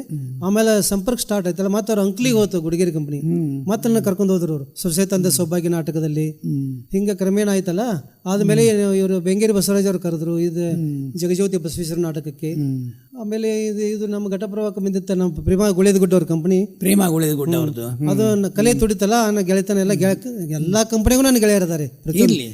ಹಿಂಗಾಗಿ ಅವ್ರ ಒಡನಾಟದಲ್ಲಿ ಸರ್ ನೀವು ಒಂದು ಪಾತ್ರ ಮಾಡ್ರಿ ಅಂದ್ರೆ ಅಲ್ಲಿ 1-8 ದಿವಸ ಮಾಡಿದೆ. ಹಿಂಗೆ ಒಟ್ಟು ರಂಗಭೂಮಿ ಸ್ಟಾರ್ಟ್ ಇತ್ತು. ಜೊತೆಗೆ ನನ್ನದೇ ಆದ ತಂಡ ಇತ್ತು, ಶ್ರೀ ಕನ್ನಮ್ಮದೇವಿ ನಾಟ್ಯ ಸಂಘ. ನಾನು ಏನು ಮಾಡಿದ್ರು ಕನ್ನಮ್ಮದೇವಿ ಹೆಸರಲ್ಲಿ. ಇವಾಗ ಯೂಟ್ಯೂಬ್ ಇದೆ, KC ಯೂಟ್ಯೂಬ್, ಶ್ರೀ ಕನ್ನಮ್ಮದೇವಿ ಕಂಬೈನ್ಸ್. ಮತ್ತೆ ಸಿನಿಮಾದಲ್ಲಿ ನಂದು ಕಂಬೈನ್ಸ್ ಇದೆ, ಚಲನಚಿತ್ರ ವಾಣಿಜ್ಯ ಮಂಡಳಿ, ಅದು ಕನ್ನಮ್ಮದೇವಿ ಕಂಬೈನ್ಸ್. ಈ ನಾಟಕ ಕಂಪನಿ ಕನ್ನಮ್ಮದೇವಿ ತಂಡದಿಂದ ಸುಮಾರು ಭಾಳ ನಾಟಕ ಮಾಡಿದ್ದೀನಿ ಸರ್. 30-40 ನಾಟಕಗಳು ನನ್ನ ತಂಡದಿಂದ ಆಡಿದ್ದೀನಿ. ಇವಾಗ ಕಣ್ಣಮ್ಮದೇವಿ ಸಿನಿಮಾ ರಿಲೀಸ್ ಆಯ್ತಲ್ಲ? ಹ್ಞೂ ಸರ್. ರಿಲೀಸ್ ಆ ಜನರ ಪ್ರತಿಕ್ರಿಯೆ ಹೆಂಗೆ ಬಂತು ನಿಮಗೆ ಅವಾಗ? ಅಂದ್ರೆ ಸರ್ ರಿಲೀಸ್ ಅಂದ್ರೆ ಅದು ಪ್ಲೀಸ್ ಟಾಕೀಸ್ ಸಿನಿಮಾ ಅಲ್ಲ, CD. ಅಲ್ಲ ಗೊತ್ತಲ್ಲ, CD ಆಯ್ತು. CD ಆಯ್ತು. ಅಲ್ಲ ನೀವು ಅದು ನಿಮ್ಮ ಪೂರ್ತಿಯಾಗಿ ನೀವು ಮಾಡ್ಕೊಂಡಿರಲ್ಲ ಅದನ್ನಿದ್ರೆ. ಅದು ಜನರ ಪ್ರತಿಕ್ರಿಯೆ ಹೆಂಗೆ? ಜನ ಎಲ್ಲ ಮೆಚ್ಚಿದ್ರು. ಆದ್ರೆ ಅದು ನನ್ನ ದುರ್ದೈವಕ್ಕೆ ಮಾರ್ಕೆಟ್ ಮಾಡ್ಲಿಕ್ಕೆ ಆಗ್ಲಿಲ್ಲ ಎಲ್ಲ ಕಡೆಗೆ. ಅದನ್ನ ಸಂಬಂಧ ನಾವು ಈ ಪ್ರಶ್ನೆ ಕೇಳ್ತೀವಿ. ಪಾಯಿಂಟ್ ಏನೋ ಬಂದ್ಬಿಡ್ತು, ಮಾರ್ಕೆಟ್ ಮಾಡೋ ಪರಿಸ್ಥಿತಿ ಬರಲಿಲ್ಲ. ಅದನ್ನ ಅದು ಒಂಥರ ಕತ್ತಲಲ್ಲೇ ಉಳಿತು. ಒಂದು 8 ವರ್ಷ ಕತ್ತಲಲ್ಲಿ ಉಳ್ದಂಗಾಯ್ತು ಅದು.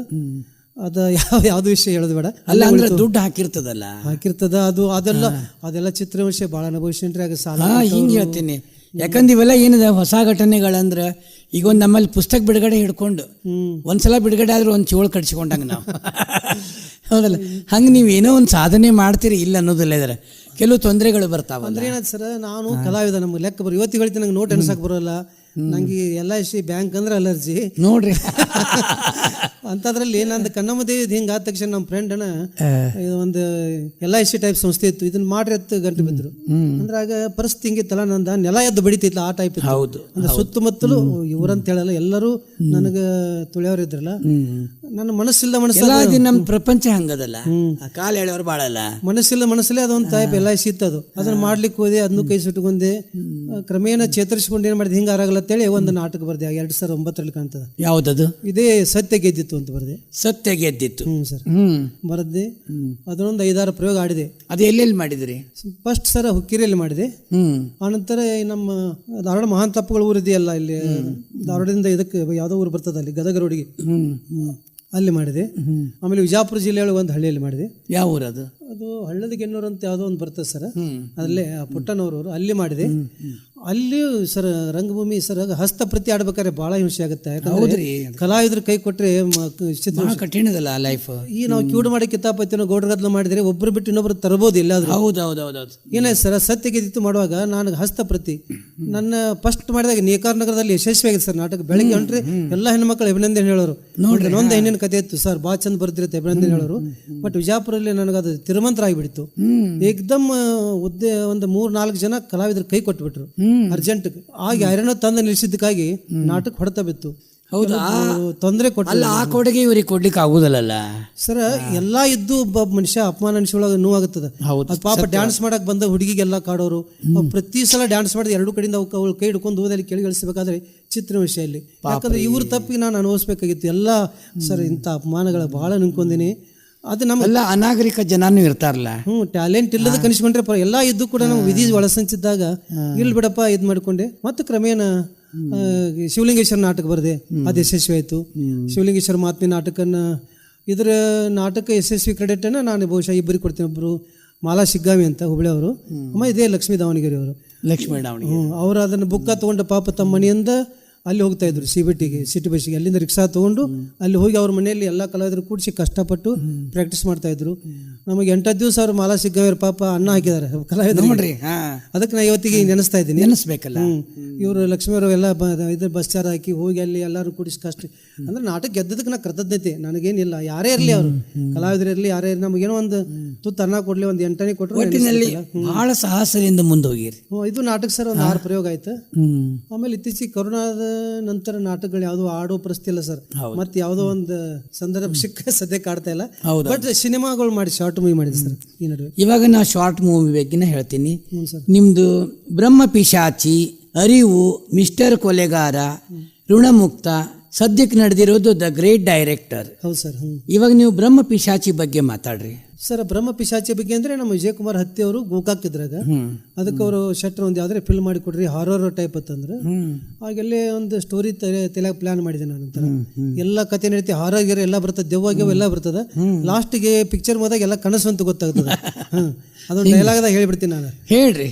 ಅದೇನದಿಲ್ಲ ಡೈಲಾಗ್ ಅಲ್ಲ, ಅದೊಬ್ಬ ಹೇಳ್ತಾರೆ, ಮನಸ್ಸಿನಂತೆ ಮಹಾದೇವ, ದೇವನ್ನ ನೆನೆಸ್ಕೊಂಡ್ರೆ ದೇವ ಬರ್ತೇ, ದೇವ ನೆನೆಸ್ಕೊಂಡು ದೇವ ಬರ್ತಾನೆ. ಅದೊಂದು ಬ್ರಹ್ಮ ಪಿಶಾಚಿಯಲ್ಲಿ ಶಿವಾಪುರ ಕಾಡು. ಅದನ್ನ ಹೇಳ್ಬೇಕಾದ್ರೆ ನಿಮಗೆ ಅದನ್ನ ಹೇಳ್ಬೋದಾ? ಒಂದು ಹೇಳ್ರಿ. ಅಂದ್ರೆ ಸ್ವಲ್ಪ ಹಿಂದೆ ಹೋಗ್ಬೇಕು. ಆ ಕಾಡಿನಲ್ಲಿ ಶೂಟಿಂಗ್ ಮಾಡ್ಬೇಕಾದ್ರೆ ಒಂದೇನು ಸಂದರ್ಭ ಇತ್ತು, ಈ ಕೊರೋನಾ ಸ್ಥಿತಿ ಸರ್. ಕೊರೋನಾದಲ್ಲಿ ಹೌದು, ಕೇವಲ ರೋಗ ಜಗತ್ತಿಗಟ್ಟಿ ಕೊರೋನಾ, ಮನುಷ್ಯರಿಗೆ ಕೊರೋನಾ ಬಂದಿತ್ತು. ಆ ಹೊತ್ತಿನಲ್ಲಿ ನಾನು ಮನೆ ಬಿಟ್ಟು ಹೊರಗೆ ಬಿದ್ದೆ. ರಣ ಬಿಸಿಲು, ಲಾಜ್ಗಳೆಲ್ಲ ಬಂದಿದ್ದು, ಸಂಬಂಧಿಕರ ಯಾರು ಒಳಗೆ ಕರ್ಕೊಳ್ಳೋದಿಲ್ಲ, ಕರೋನಾ ಅಲ್ಲ, ಒಳಗೆ ಬಿಡೋದಿಲ್ಲ ಅಂತಿದ್ರು. ಹಾಗೆ ಬೈಕ್ ಹೊಡಿತಾ ಹೋದಾಗ ಯಾರು ನಮ್ಮ ಆತ್ಮೀಯರು ಸುದ ಏನೋ ಕೆಟ್ಟ ಕೆಲಸ ಮಾಡಿದಂಗೆ ಫೋನ್ ಮಾಡೋರು, ಅಪವಾದಗಳು, ಸುರಿಮಳೆ. ನಂತರ ನಮ್ಮ ಫ್ರೆಂಡ್ ಅದಾನೆ ಸರ್, ಸಾಹೇಬ್ ಕುರ್ಣೆ ಅಂತ, ನಮ್ಮ ಶಿಷ್ಯನೂ ಹೌದು, ನಮ್ಮ ಫ್ರೆಂಡು. ಇವತ್ತಿಗೂ ನನಗೆ ಭಾಳ ಕ್ಲೋಸ್. ಅವನು ಪತ್ರಕರ್ತನಾಗಿ ನನ್ನ ಶಿಷ್ಯ. ಅವನು ಅಲ್ಲಿ ಸರ್ ಇಲ್ಲಿ ಬರ್ರಿ ನದಿ ಫ್ಯಾಕ್ಟ್ರಿ ಚೆಕ್ ಹೊಡಿತ್ರ, ಅಲ್ಲಿ ಹೊಲದಲ್ಲಿ ಒಂದು ರೂಮ್ ಇದೆ, ಅಲ್ಲಿ ಒಂದು ಕೆಲವು ದಿವಸ ಇದೆ. ಅಲ್ಲಿ ಹೋಗಿ ಆ ರೂಮ್ನಲ್ಲಿ ಉಳ್ಕೊಂಡೆ. ಆ ಮನೆ ನೋಡಿದ್ರೆ ಒಂದು 4 ವರ್ಷ ಆಯ್ತು, ಮನೆ ಕಸಾನ ಹುಡುಗಿಲ್ಲ. ಅವ್ರ ತಂದೆ ತಾಯಿ ಫೋಟೋ ಜೋತಾಡ್ತಾ ಇತ್ತು, ಹೀಗೆ ಪಾಪ ಲೈಟ್ ಇರಲಿಲ್ಲ. ಉಳ್ಕೊಂಡೆ. ಅವ್ರೇನು ಸರ್ ಊಟ ಬೇಕಾದ ಹೆಚ್ಚಾಗಿ ನಾನು ನೋಡಿ ದಿನಾಲು ಮಟನೇ ತಿನ್ನೋರು ಅವರು. ನಾನು ಮನೆಯಲ್ಲೇ ನೀರು ತರೋದು ಬಿಟ್ಟು ಸುಮಾರು 30 ವರ್ಷ ಆಯ್ತು. ಈಗ ಕನಗಾವದಲ್ಲಿದ್ದಾಗ ಕೊಡ ಹೊತ್ತು ಬಾವಿಯಿಂದ ತರ್ತಾ ಇದ್ದೆ, ಈಗ ಇಲ್ಲೇ ಬಿಟ್ಟಿನಲ್ಲ. ಅಲ್ಲಿ ಅವ್ರ ಸಲುವಾಗಿ ನಾನು ಬೈಕ್ ಮೇಲೆ 2 ಕೊಡ ಹಾಕೊಂಡು ನದಿ ಫ್ಯಾಕ್ಟ್ರಿ ಬಂದು ನೀರು ಒಯ್ದು ಕೊಡ್ತಿದ್ದೆ, ಹೊಲದಲ್ಲಿ ಉಸ್ಕಲ್ಲಿ ಗಾಡಿ ಹೊಡ್ಕೊಂಡು. ನೋಡ್ರಿ ಇಷ್ಟು ಮಾಡಿ ಅವರು ಅಕ್ಕಿ ಎಲ್ಲ ರೇಷನ್ ತಂದು ಕೊಡ್ತಿದ್ವಿ. ಇವತ್ತು ಅಡುಗೆ ಮಾಡ್ತಿರ್ಲಿ, ಮಟನ್ ಬಂದ್ರೆ ತಿಂದ್ಬಿಡೋರು ಅವರು. ಆಮೇಲೆ ಅನ್ನ ಒಂದು ಖಾರ ಪುಡಿ ಹೆಚ್ಚಿಕೊಂಡು ತಿನ್ಬೇಕು. ಇಷ್ಟೇ ಆದ್ರೆ ಪರವಾಗಿಲ್ಲ 5-6 ದಿವಸ. ಆಮೇಲೆ ಒಂದು ನೈಟ್ ಏನಾಯ್ತು ಸರ್, ಲೈಟ್ ಅಂತೂ ಹೋಗಿದ್ವು ಅಲ್ಲಿ. ನಾನು ದೆವ್ವ ಪಿಶಾಚಿ ನೀವು ನಂಬ್ತಿರೋ ಬಿಡ್ತಿರೋ ಗೊತ್ತಿಲ್ಲ, ಹೌದು, ಮಲ್ಕೊಂಡಾಗ ಪಾದದ ಮೇಲೆ ತುಳಿಯಾಕತ್ತು ಸರ್. ಹೆಗ್ಗಣದ ಒತ್ತು ಭಾರ ಗೊತ್ತಾಗತ್ತೆ, ಹೆಗ್ಗಣ ಭಾರವಾದ ತುಳಿತಾ ಇದೆ.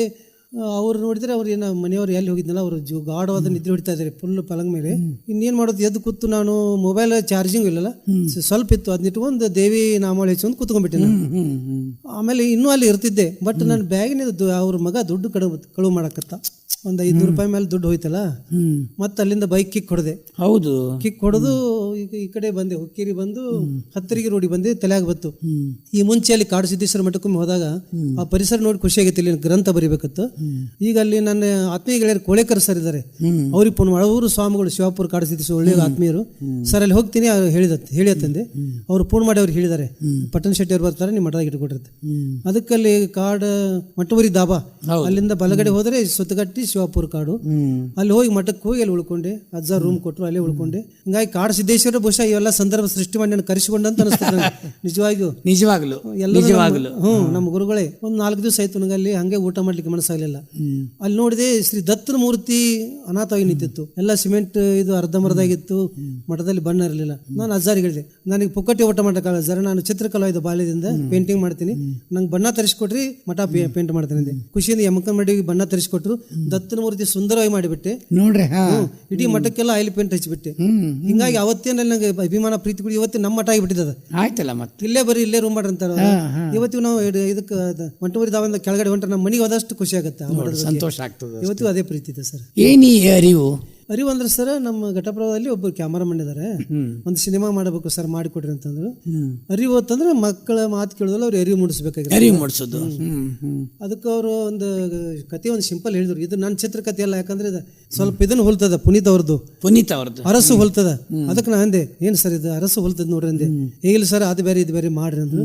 ಯಾಕಂದ್ರೆ ನಾನು ಹೆಸರನ್ನ ಹಾಕೊಳ್ಳಲ್ಲ, ಮೂಲ ಕತೆ ಯಾವ್ದು ಹಾಕಿಬಿಟ್ಟೆ. ಹೌದು, ಒಳ್ಳೇದಲ್ಲ ಇದು. ಹೌದು, ನಂದೇ ಅವ್ರದೇ ಇತ್ತಲ್ಲ, ನಾ ಸಂಭಾಷಣೆ ಡೈರೆಕ್ಷನ್ ಹಾಕೊಂಡ್ಬಿಟ್ಟೆ, ಮಾಡಿದ್ರಿ ನೀವು. ಅರಿವು ಮಾಡಿಕೊಟ್ಟೆ, ನಾನು ಪಾತ್ರನೂ ಮಾಡಿದೆ, ತಂದೆ ಪಾತ್ರನೂ ಮಾಡಿದೆ, ಅರಿವು ಮಾಡಿಕೊಟ್ಟೆ. ಮಗ ಮಾತು ಕೇಳೋಲ್ಲ, ಅವ್ನಿಗೆ ದುಡಿಲಿಕ್ಕೆ ತೊಗೊಂಬ ಒಂದು 100 ರೂಪಾಯಿ ಕಳಿಸ್ಕೊಡ್ತಾ ಅಂತಂದೆ, ಅವ್ನು ನೀಗೋದಿಲ್ಲ. ಸ್ವಲ್ಪ ಅರಸು ಹೊಲ್ತಿತ್ತು ಅಂತ ಹೇಳಿದೆ, ಅವ್ರು ಮುಗಿದು ಹೋತ್ ಬಿಡಿ, ಅದನ್ನು ಮಾಡಿದೆ. ಆನಂತರ ಕೆಲ ದಿವಸ ಬಿಟ್ಟು ಇದು ಮಿಸ್ಟರ್ ಕೊಲೆಗಾರ, ಅದ ಮಿಸ್ಟರ್ ಕೊಲೆಗಾರ ಅಂತ ಹೆಸರು ಹಾಕಿಟ್ರಿ ಅಂದ್ರೆ ಸರ್, ನನಗೇನತ್ತು ಜನಕ್ಕೆ ಸ್ವಲ್ಪ ಏನೋ ಒಂದು ಸ್ವಲ್ಪ ಥ್ರಿಲ್ ಕೊಡಬೇಕು. ಅಲ್ಲ, ಅವನಿಗೊಂದು ಕಿಮ್ಮತ್ ಕೊಟ್ಟಿರಲ್ಲ ನೀವು, ಮಿಸ್ಟರ್ ಕೊಲೆಗಾರ ಅಂತ. ಅಂದ್ರೆ ಟೈಟಲ್ದಲ್ಲಿ ಸರ್ ವಿಶೇಷ ಇರ್ತದೆ, ಟೈಟಲ್. ಹೌದೌದು, ಅಟ್ರಾಕ್ಷನ್ ಇರ್ತದೆ, ಆಕರ್ಷಣೆ ಇರ್ತದೆ. ಅಂದ್ರೆ ಅದು ಕತೆ ಏನಿದೆ ಗೊತ್ತಾ ಸರ್, ಅದು ಕನ್ನಡ ಪ್ರೇಮ ಬರ್ತದ. ಅವನು ಒಬ್ಬ ಕಲಾವಿದ ಇರ್ತಾನೆ, ತನ್ನ ಶಿಷ್ಯನಿಗೆ ಹೇಳ್ತಾನೆ, ಮಿಸ್ಟರ್ ಕಲೆಗಾರ ಅಂತ ಬೋರ್ಡ್ ಹಚ್ಚಿ ಹೋಗಪ್ಪ ಅಂತ ಹೇಳಿ. ಕಲೆಗಾರ, ಕಲೆಗಾರ. ಇವನು ಮಿಸ್ಟರ್ ಕೊಲೆಗಾರ ಅಂತ ಬೋರ್ಡ್ ಬರ್ತಿರ್ತಾನೆ. ಅದನ್ನೇ ಹೇಳ್ತೀನಿ. ಅದೊಂದು ಹುಡುಗಿ ಒಬ್ಬ ಮೋಸ ಮಾಡ್ತಿರ್ತಾನೆ. ಇಲ್ಲಿ 3 ವಜ್ರಗಳು ಸಿನಿಮಾ ತರ ಒಂದು ಸೂತ್ರ ಇದೆ. ಆ ಹುಡುಗಿ ಮೋಸ ಮಾಡೋದವನಿಗೆ ಬುದ್ಧಿ ಬರಬೇಕು, ಅವಳಿಗೆ ಮತ್ತೆ ಬದುಕಬೇಕು, ಅವಳಿಗೆ ಕೊಂದಂಗ ಅನಿಸ್ಬೇಕು, ಮತ್ತೆ ಅದ ಮಿಸ್ಟರ್ ಕೊಲೆಗಾರ ಬರೋದು ತಪ್ಪತ್ತು ಗೊತ್ತಾಗಬೇಕು. ಇದನ್ನ ಮೂಡಿಸೋ ಸಲ ಸಸ್ಪೆನ್ಸ್ ಒಂದು ಕಾಮಿಡಿ ಮಾಡ್ಕೊಂಡು ಫಿಲ್ಮ್ ಮಾಡಿದ್ದೆ, ಅದೇ ಮಿಸ್ಟರ್ ಕೊಲೆಗಾರ ಸರ್. ಅದು ಅಂದ್ರೆ ಇದು ಯಶಸ್ವಿ ಕಾಣ್ತಿದ್ದು. ಯಶಸ್ವಿ, ಇವತ್ತಿಗೂ ಅದು ಹೆಚ್ಚು ಓಡ್ತಾ ಇದೆ ಯೂಟ್ಯೂಬ್ದಲ್ಲಿ. ಶಬಾಷ್, ಚೆನ್ನಾಗಿದೆ ಸರ್. ನಂತರ ಋಣಮುಕ್ತ ಅಂತ ನೀವು ಮಾಡಿದ್ರಿ, ಅದ್ರ ಬಗ್ಗೆ ಹೇಳ್ರಿ. ಅದ ಇವತ್ತಿನ ಸ್ಥಿತಿ ಸರ್ ಜಗತ್ತಿನಲ್ಲಿ. ಇವತ್ತು ಜನರೇಷನ್ ಗ್ಯಾಪ್ ಅಂತಾರಲ್ಲ, ಹೌದು, ವಯಸ್ಸಾದ ತಂದೆ ತಾಯಿ ಬಗ್ಗೆ ಮಕ್ಕಳ ಭಾವನೆ ಹೇಗೆ ಅನ್ನೋದು ಜಗತ್ತಿಗೆ ತೋರಿಸ್ಬೇಕು ಅಂತ ತೋರಿಸ್ಬೇಕಲ್ಲ. ಋಣಮುಕ್ತ ಅಂದ್ರೆ ಅರ್ಥ ಮಾಡಿ ಅಂಡರ್ಸ್ಟ್ಯಾಂಡಿಂಗ್ ಕಡಿಮೆ ಆಗಿದೆಯಲ್ಲ, ಬಹಳ ಕಡಿಮೆ ಆಗಿದೆ. ಕಾಂಪ್ರಮೈಸ್ ಇಲ್ಲ, ಹೊಂದಾಣಿಕೆ ಇಲ್ಲ, ಅಂದ್ರೆ ಕಳ್ಕೊಂಡು ಹುಡುಕಾಡೋದು ಅಂತಾರಲ್ಲ, ಕಳ್ಕೊಂಡು ಹುಡುಕಾಡೋದು. ಅದಕ್ಕಿದ್ದಾಗಲೇ ತಂದೆ ತಾಯಿನ ಪ್ರೀತಿಯಿಂದ ನೋಡ್ಕೋಬೇಕು ಅನ್ನೋದಕ್ಕೆ. ಮತ್ತೆ ಇದು ಹಣದ ಮುಂದೆ ಮಾನವೀಯ ಸಂಬಂಧಗಳೆಲ್ಲ ಗೌಣ ಆಗ್ತಾ ಇದೆ ಇವತ್ತು. ಹೌದೌದು, ನಿಜವಾಗ್ಲೂ ಇದ್ರೆ ಸರ್ ನನಗನ್ಸ್ತದೆ ಮನುಷ್ಯನಿಗೆ ಬಡತನ ಇದ್ರೆ ಒಳ್ಳೇದು. ಹೌದು, ಅನುಭವಗಳು ಬರ್ತಾವಲ್ಲ. ಇಲ್ಲ, ಬಡತನ ಇದ್ದಾಗ ಕುಟುಂಬದಲ್ಲಿ ಪ್ರೀತಿ ಇರ್ತದ, ಅನುಭವಗಳು ಬರ್ತಾವು. ಹಿಂಗೆ ಶ್ರೀಮಂತಿಗಿದ್ರೆ ಇದು ನನ್ನ ವೈಯಕ್ತಿಕ ಎದ್ರದ್ದು ಕಿಮ್ಮತ್ತಿಲ್ಲ. ಶ್ರೀಮಂತಿಗಿದ್ರೆ ಏನೋ ಒಂದು ಸ್ವಲ್ಪ ಇದೆ. ಅದು ಚೆನ್ನಾಗಿ ಓಡ್ತಿ ಬಿಡಿ ಸರ್. ಅಮ್ಮಾಜಿ ಅವ್ರ ಪಾತ್ರ ಮಾಡ್ಯಾರ ನಮ್ಮ ಗೋಕಾಕದವ್ರ. ಹೌದಾ? ಶ್ರೀಮತಿ ರಜನಿ ಜಿರಗಾಳ ತಾಯಿ ಆಗ್ಯಾರ. ರಜನಿ ಜಿರಗಾಳ ಅವ್ರು ಇದ್ದಾರಲ್ಲ, ತಾಯಿ ಆಗ್ಯಾರ. ನಮ್ಗೆ ಅತಿ ಕ್ಲೋಸ್ ಅವರು. ಬಹಳ ಒಳ್ಳೆ ಕಲಾವಿದೆ ಅವರು, ದೊಡ್ಡ ಕಲಾವಿದೆ ನಿಜವಾಗಿ. ಅವ್ರ ಮತ್ತೆ ಭರತನಾಟ್ಯ ಡಾನ್ಸರು. ಹೌದು ಸರ್, ಹೌದಲ್ಲ. ನಿಜವಾಗಿ ಆ ತಾಯಿಯ ಪ್ರೀತಿಯ ಒಂದು ಸರಸ ಸಂಭಾಷಣೆ ಒಳಗೆ ನಾ ನಿಜವಾದ ತಾಯಿ ಪ್ರೀತಿ ಕಂಡುಬಿಟ್ಟೆ ಅಲ್ಲಿ ನೋಡ್ರಿ. ಅಷ್ಟು ಇವತ್ತಿಗೂ ನಾನು ನೆನೆಸ್ತೀನಿ, ಇವತ್ತು ಹೇಳ್ತಾ ಇದ್ದೀನಿ. ಎಲ್ಲ ಹೇಳ್ರಿ, ಬಹಳ ಖುಷಿ ಆಯ್ತು ಅವ್ರ ಜೊತೆ ಅನುಭವಿಸಾಗದ್ನ. ಚೆನ್ನಾಗಿತ್ತು ಸರ್ ಪಿಕ್ಚರ್, ಅದು ಓಡಿತು. ಆನಂತರ ಈಗ 1-2-3 ಸ್ಟೋರಿ ಬರದೆ ನಮ್ಮ ಕ್ಯಾಮರಾಮಣ್ಣಕ್ಕೂ. ಇದನ್ನು ಮಿಸ್ಟರ್ ಪತ್ಯದಾರ ಬರದೆ, ಯಾಕಂದ್ರೆ ನಮಗೆ ಬಾಲ್ಯದಲ್ಲಿ ಎನ್ ನರಸಿಂಹ ಸ್ಫೂರ್ತಿ. ಹೌದು, ಮಿಸ್ಟರ್ ಅರಂಜಯ, ಪುರುಷೋತ್ತಮನ ಸಾಹಸಗಳು, ಅರಂಜಯ, ಮಧುಸೂದನ, ಇವರೆಲ್ಲ ನಮ್ಮ ಕಣ್ಣು ಮುಂದೆ ಇದ್ದಾರೆ. ಪಂಜುರಳ್ಳಿ ಪಿಶಾಚಿ, ಪಟ್ಟಿಂಗ ಪಿಶಾಚಿ, ಕೊಲೆಯಾದವನ ಸಾಕ್ಷಿ, ಇವೆಲ್ಲ ಇದಾವಲ್ಲ. ಅದಕ್ಕಾಗಿ ನಾನು ಮಿಸ್ಟರ್ ಪತ್ಯದಾರ ಅಂತಂದು ಬರೆದು ರೆಡಿ ಮಾಡಿದೆ. ಅವನು ಒಪ್ಪಲಿಲ್ಲ ಮಾಡಲಿಕ್ಕೆ. ಸರ್ ಇನ್ನೊಂದು ಲವ್ ಸ್ಟೋರಿ ಬರೀ ಅಂದ, ಅದನ್ನೂ ಬರೆದೆ, ಅದನ್ನೂ ಮಾಡಲಿಲ್ಲ. ಆನಂತರ ಬೇಜಾರು ಸುಮ್ಕುತ್ತಿದ್ದೆ. ಇನ್ನು ಒಳ್ಳೆ ಕಥೆ ಒಂದು ನನ್ನ ತಲೆಗೆ ಗೊತ್ತು, ದಿ ಗ್ರೇಟ್ ಡೈರೆಕ್ಟರ್ ಅಂತೇಳಿ. ಹತ್ತಿ ಸರ್ ಒಂದು ಪ್ರಸ್ತಾವ ಮಾಡಿದೆ. ಸರ್ ಮೊದಲು ಬರ್ರಿ ಅಂದೆ, ಯಾಕಂದ್ರೆ ನಂದು ಚಾನಲ್ ಇದೆ, ನನಗೆ ಚಾನಲ್ ಮಾಡ್ಬೇಕಂತ ಆಸೆ ಇಲ್ಲ. ಅದು ಯಾಕೆ ಯಾವಾಗ ಸುಮ್ಮನೆ ಪ್ರಚಾರಕ್ಕೆ ನನ್ನ ಚಾನಲ್ ಹತ್ತಿ ಸರ್ ಆದರೆ ಸಿಸ್ಟಮೆಟಿಕ್ ಚಾನಲ್ ಹೋಯ್ತಾ ಇದ್ದಾರೆ, ಅವ್ರಿಗೆ ಹೆಲ್ಪ್ ಆಗ್ಬೋದಲ್ಲ, ಅದಕ್ಕೆ ಅವ್ರಿಗೆ ಮಾಡಿಕೊಡ್ತಾ ಇದ್ದೀನಿ. ಮಿಸ್ಟರ್ ಇದು ದಿ ಗ್ರೇಟ್ ಡೈರೆಕ್ಟರ್ ಸಿನಿಮಾ. ನಮ್ಮ ಜ್ಯೋತಿ ಮಾಳಿ ಅವರು ಇನ್ಸ್ಪೆಕ್ಟರ್ ರೋಲ್ ಮಾಡ್ಯಾರ, ಅವರು ಪೊಲೀಸ್ ಪಾತ್ರ ಮಾಡ್ಯಾರ ಸರ್. ಪೊಲೀಸ್ ಪಾತ್ರ ಮಾಡ್ಯಾರ. ಒಳ್ಳೆ ಒಳ್ಳೆ ಕವಿ ಸರ್ ಅವರು. ಹೌದು, ಒಳ್ಳೆ ಕವಿ. ಅವ್ರು ನಾವು ಸಂದರ್ಶನ ಮಾಡಿವಲ್ಲ ಇಲ್ಲಿ, ಕೇಳೇನು ಸರ್, ಭಾಳ ಜ್ಯೋತಿ ಮಾಳಿ ಅವರು. ಇವಾಗ ಮಹತ್ವದ ಪ್ರಶ್ನೆಗೆ ಬರೋಣ. ಹ್ಞೂ ಸರ್. ಇದು ನೀವು ಕನ್ನಡಾಧಿಪತಿ ಅಂತ ಒಂದು ಪೇಪರ್ ಅದ ಈಗ, ಹ್ಞೂ ಸರ್. ಇದ್ರ ಬಗ್ಗೆ ಸ್ವಲ್ಪ ಹೇಳ್ರಲ್ಲ. ಅಂದ್ರೆ ಸರ್ ನಂಗೆ ಬಾಲ್ಯದಂದು ಡಾಕ್ಟರ್ ರಾಜ್ಕುಮಾರ್ ಸ್ಫೂರ್ತಿ, ಕನ್ನಡಕ್ಕಾತು ಅಭಿನಯಕ್ಕಾತು ಇದನ್ನೇ ಮರ್ತೀನಿ ನಾನು. ಇವತ್ತು ಕಲಾವಿದನಾಗಿ ನಾನು ಒಳ್ಳೆಯವನಾಗೇನೋ ಹಾಳಾಗೇನೋ, ಅದಕ್ಕೆ ಕಾರಣನೇ ರಾಜ್ಕುಮಾರ್. ಅಂದ್ರೆ ನನಗೆ ಇವತ್ತಿಗೆ ಜೂನಿಯರ್ ರಾಜ್ಕುಮಾರ್ ಅಂತಾರೆ ಭಾಳ ಜನ. ರಾಜ್ಕುಮಾರ ಪಾತ್ರಗಳನ್ನ ನಾನು ಯಾವಾಗ ಆಗಲೇ ಮಾಡ್ತಾ ಇದ್ದೆ ನಾನು, ಸುಮಾರು 19 ವಯಸ್ಸಿನಲ್ಲಿದ್ದಾಗಲೇ ಅವಾಗೇ ಮಾಡ್ತಿದ್ದೆ. ಅದನ್ನೇ ಮುಂದುವರಿಸಿದ್ರೆ ಇಟ್ಟೊತ್ತಿಗೆ ಅದು ಏನಾಕಿತ್ತೋ ಗೊತ್ತಿಲ್ಲ. ನಾನು ಬದುಕಿನ ಹೊಡೆತಗಳಿಗೆ ಅಲ್ಲಿ ಬಿದ್ದು ಪತ್ರಿಕೋದ್ಯಮ ಅಲ್ಲಿ ಅವರು ದೊಡ್ಡ ನಟ ಅಲ್ಲ, ಅದು ಇನ್ನೊಮ್ಮೆ ಹುಟ್ಟೋದಿಲ್ಲ. ಎಲ್ಲ ಪಾತ್ರಗಳನ್ನು ಮಾಡಿದವರು. ನಾನೇ ಭಕ್ತ ಕುಂಬಾರ ಅಂದ್ರು, ನಾನೇ ತುಕಾರಾಮ ಅಂದ್ರು, ನಾನೇ ಕನಕದಾಸ ಅಂದ್ರು, ನಾನೇ ಸರ್ವಜ್ಞ ಅಂದ್ರು. ಓದ್ಲಾರ ಜನರಿಗೆ ಅವ್ರ ಚಿತ್ರ ನೋಡಿದ್ರೆ ಪೂರ್ತಿ ಅವ್ರ ಬಗ್ಗೆ ಅರ್ಥ ಆಗ್ತಿತ್ತಲ್ಲ. ಆತ್ಮಚರಿತ್ರೆ ಇದು ಇತರಿಗಾಗಿ ಎಷ್ಟು ಉಪಯೋಗ ಇದ್ರು ಅವರು. ಅವರೊಂದು ಜನರೇಷನ್ನೇ ಚೇಂಜ್ ಮಾಡಿದ್ದಾರೆ. ಹೌದು ಹೌದು. ಇವತ್ತು ಬಂಗಾರದ ಮನುಷ್ಯ 10 ವರ್ಷ ಆದ್ರೂ ಓಡ್ತದ ಅದು. ಎಂಥ ಪಾತ್ರ ಮಾಡಿದ್ರು ಅವರು. ಅವಾಗ ಒಂದು ಅವ್ರ ಟ್ರೆಂಡ್ ಏನಿತ್ತಲ್ಲ, ಹಳ್ಳಿ ಹಳ್ಳಿ ಹಳ್ಳಿ ಗಾಡಿ ಕಟ್ಕೊಂಡು ಬರೋದು, ಬುತ್ತಿ ಕಟ್ಕೊಂಡು ಬರೋದು, ನೋಡೋದು. ನಾವು ಮತ್ತೆ 2ನೇ ಸಲಕ್ಕೆ ಬಂದು ನೋಡ್ಲಿಕ್ಕೆ ಬರ್ತಿದ್ರು, 3ನೇ ಸಲ ನೋಡಿದವ್ರು ಇದ್ರು, ಹತ್ತು ಹೋಗ್ತಿದ್ರು. ತಮ್ಮ ಸಮಾಜದೊಳಗಾತು ತಮ್ಮ ಕೌಟುಂಬಿಕದೊಳಗೆ ಪರಿವರ್ತನೆ ಮಾಡ್ಕೋತಿದ್ರು. ಅದು ಹೆಂಗಾತ ಸರ್ ರಾಜ್ಕುಮಾರ್ ಅದು. ನಾನು ಬಾಲ್ಯದಲ್ಲಿ ಗೋಕಾಕ್ ಹೋಗಿದ್ದೆ, ಚಿತ್ರಟಗಿಸ್ಗೆ ಪರೋಪಕಾರಿ ಸಿನಿಮಾ ನೋಡಿದೆ. ಪರೋಪಕಾರಿ ಅಲ್ಲಿ ಆಕ್ಟಿಂಗ್ ಕಣ್ಮದ್ವತ್ತು ಅವರು ಕಾಫಿ ಹಿಂಗೆ ಇದನ್ನ ಟ್ರಕ್ ಹೊಡಿತಿರ್ತಾರೆ. ಅಯ್ಯೋ ಇವಾಗ ಕಾಫಿ ಇದ್ರೆ ಚೆನ್ನಾಗಿತ್ತಲ್ಲ ಅಂತಾರೆ. ಹಿಂದೆ ಕಾಫಿ ಬರ್ತದ, ಅಯ್ಯೋ ಮತ್ತೇನು ಕೇಳ್ತಾರೆ, ಹಿಂದೆ ಜಯಂತಿ ಕೊಡ್ತಿರ್ತಾಳೆ. ಆ ಆಕ್ಟಿಂಗ್ ಸ್ಟೈಲ್ ಹಂಗೆ ಯಾಕೆ ಹೊಡಿಸ್ತು. ನಾನು ಸಂಬಂಧಿಕರ ಮನೆಗೆ ಎಲ್ಲಿ ಹೋಗಲ್ಲ ಸಾಮಾನ್ಯ. ಅವತ್ತು ಯಾಕೋ ಇನ್ನೊಂದ್ಸಾರಿ ಸಿನಿಮಾ ನೋಡ್ಬೇಕು ಅನಿಸ್ತು. ಅವತ್ತು ಸಂಜೆಗೆ ಗೋಕಾಕದಲ್ಲಿ ಸಂಬಂಧಿಕರ ಮನೆಗೆ ಹೋದೆ, ಹಾಲ್ಟು ಉಳಿದು ಮತ್ತೆ ಮರುದಿವ್ಸ ಬಂದು ಪರೋಪಕಾರಿ ನೋಡಿ ಬಂದೆ. ಅಂದ್ರೆ ಪರೋಪಕಾರಿ ಸಿನಿಮಾನೇ ನನಗೆ ಇವತ್ತು ಕಲಾವಿದ ಆಗಲಿಕ್ಕೆ ಮೊದಲು ಬಾಲ್ಯದಲ್ಲಿ ಸ್ಫೂರ್ತಿ ಕೊಟ್ಟದ್ದು. ಕನ್ನಡಾಧಿಪತಿ ತಮ್ಮದೇ ಆದ ಪತ್ರಿಕೆ, ಕನ್ನಡ ಸ್ಫೂರ್ತಿ ಕನ್ನಡ ಜೈ ಕರ್ನಾಟಕ ಸೇನೆ ಕಟ್ಟಿದ್ದೀನಿ ಸರ್ 1999ರಲ್ಲಿ. ಹೌದಾ? ರಾಜ್ಯ ಮಟ್ಟದ ಸಂಘಟನೆ ಜೈ ಕರ್ನಾಟಕ ಸೇನೆ ರಾಜ್ಯ ಅಧ್ಯಕ್ಷ ನಾನು. ಅದನ್ನ ನಡೆಸ್ಕೊತ ಬಂದೀನಿ ಸರ್ ಅವತ್ತಿಂದ. ಈಗ ಅದಕ್ಕೆ ನಮ್ಗೆ ಉಪಾಧ್ಯಕ್ಷರ ಹೆಸರು ಯಲ್ಲಪ್ಪ ಮಾನಕಪ್ಪಗೊಳತ್ತೆ ಮೂಡಲಿಗಳಿದ್ದಾರೆ. ನನಗೆ ಕೆಲಸದ ಒತ್ತಡದ ಜವಾಬ್ದಾರಿ ಅವರ ಮೇಲೆ ಜಾಸ್ತಿ ಹಾಕಿ ನಾನು. ಹೌದು, ಪ್ರತಿ ವರ್ಷ ಕ್ಯಾಲೆಂಡರ್ ಮಾಡ್ತಾರಲ್ಲ, ಮಾಡ್ತಾ ಇದ್ದಾರೆ ಸರ್. ಹಿಂಗಾಗಿ ನಾನು ಈ ಟೈಟಲ್ ಕನ್ನಡಾಧಿಪತಿ ಅಂತ ಇದನ್ನೇ ತಲೆ ಬರ ಇಟ್ಟಿದ್ದೀನಿ. ಮತ್ತೆ ಇದು ಕರ್ನಾಟಕ ಸೌರಭ, ಇದ್ರ ಬಗ್ಗೆ ಸ್ವಲ್ಪ ಹೇಳ್ಬಿಡ್ರಿ ಸರ್. ಬೆಂಗಳೂರಲ್ಲಿ ಹೋಗಿದ್ದೆ, ಅಲ್ಲಿ ಡಿ ಲಲಿತಾಮಲ್ ಅವ್ರ ಅಕ್ಕ ಅವರು ದೊಡ್ಡ ಕಲಾವಿದರು. ಲಲಿತಾಮಲ್ ಅವ್ರದ್ದು ಅವರೆಲ್ಲ ಕಾರ್ಯಕ್ರಮ ನಾನೇ ನಡೆಸಿಕೊಡ್ತೀನಿ. ಸುಮಾರು 50 ಸಿನಿಮಾದಲ್ಲಿ ಪಾತ್ರ ಮಾಡಿದ್ದಾರೆ, ಹಿರಿಯ ರಂಗಭೂಮಿ ಕಲಾವಿದೆ. ಅವ್ರ ಬಗ್ಗೆ ಒಂದು ಪುಸ್ತಕ ಬರೆದಿದ್ದೆ, ಕನ್ನಡದ ಅವರ ಇಡೀ ಸಾಧನೆ ಬಗ್ಗೆ ಬರೆದ ಪುಸ್ತಕ ಬರೆದನ್ನ. ಆ ಪುಸ್ತಕವನ್ನು ಮೆಚ್ಚಿ, ಅಂದ್ರೆ ಅವ್ರ ಸಾಧನೆ ಅಂತೂ ಮೆಚ್ಚಿದ್ದಾರೆ, ದೊಡ್ಡ ಸಾಧನೆ ಅವ್ರದ್ದು. 70 ವರ್ಷ ಸಾಧನೆ ಮಾಡ್ಯಾರೆ ನೋಡ್ರಿ. ಆ ಸಾಧನೆಗೆ ನನ್ನ ಪುಸ್ತಕ ಒಂದು ಪೂರಕ ಆಯಿತು. ಆ ಒಂದು ಮೆಚ್ಚಿ ಅವ್ರಿಗೆ ಡಾಕ್ಟರ್ ರಾಜ್ಕುಮಾರ್ ಅವ್ರದ್ದು ಬ್ರದರ್ ಇವ್ರದ್ದು ವರದರಾಜ ಪ್ರಶಸ್ತಿ ಸಿಕ್ತು ಅವರಿಗೆ. ಆ ಒಂದು ಅವ್ರ ಯಶಸ್ವಿ ಒಳಗೆ ನಂದೊಂಚೂರು ಪಾಲಿದ ಖುಷಿ ಆಯ್ತು ನಂಗೆ ಪ್ರಶಸ್ತಿ ಒಳಗೆ. ಹಿಂಗಾಗಿ ಅವ್ರ ಕಾರ್ಯಕ್ರಮಕ್ಕೆ ನಾನು ಕರೆಸಿದ್ರು ಮಾಡುವಾಗ. ಆ ಹೊತ್ತಿನಲ್ಲಿ ಸಂಪಾದಕರ ಪರಿಚಯ ಆದರು. ನವ ಕರ್ನಾಟಕ ಸೌರಭ ದಕ್ಷಿಣಾಮೂರ್ತಿ ಅಂತ ದಕ್ಷಿಣಾಮೂರ್ತಿ ಅವರು ಪರಿಚಯ ಆದರು. ಮತ್ತೆ ಮೇನ್ ಅದನ್ನ ಬೆಂಗಳೂರಲ್ಲಿ ಡಾಕ್ಟರ್ ಕೆಂಚನೂರು ಶಂಕರನ್ ಅವರು ಬಹಳ ನಮ್ಮ ಹಿರಿಯ ಸ್ನೇಹಿತರು ಹೌದು, ಆತ್ಮೀಯ ಹೌದು. ಅವ್ರು ಹೇಳಿದ್ರು, ರಾಜ್ಯಾಧ್ಯಕ್ಷರಿದ್ರಲ್ಲ ಕರ್ನಾಟಕ ರಾಜ್ಯ ಕಲಾವಿದರ ಕಲ್ಯಾಣ ವೇದಿಕೆ. ಈಗ ಸರ ಯಾರೇ ಬೆಂಗಳೂರಿಗೆ ಹೋದ್ರು ಕೆಂಚನೂರು ಶಂಕರ್ ಮಾರ್ಗದರ್ಶನ ಮಾಡಿ ಅವರಿಗೆ ಬೆಳೆಸ್ತಾರೆ ಸರ್. ಹೌದು, ಭಾಳ ಒಳ್ಳೆ, ಭಾಳ ಒಳ್ಳೆಯವರು. ಅವರೇ ಹೇಳಿದ್ರು ಈ ಪತ್ರಿಕೆಗೆ ಬರೀರಿ ಸರ್ ಇವ್ರಿಗೆ.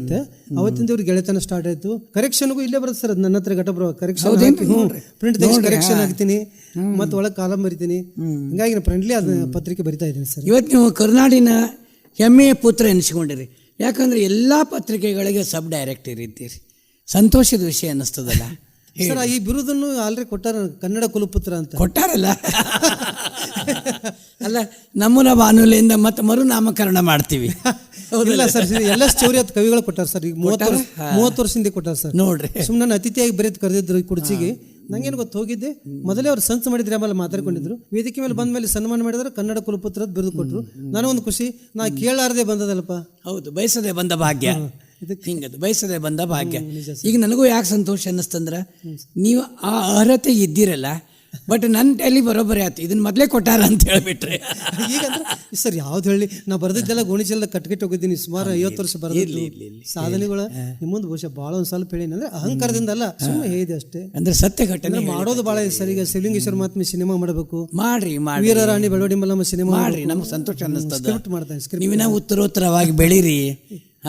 ನಿಮಗೇನಾಗಿದೆ, ಕಹಿ ಸಿಹಿ ಎರಡೂ ಉಂಡಿರಲ್ಲ, ಅದು ಒಳ್ಳೇದಕ್ಕೆ ಅದದು.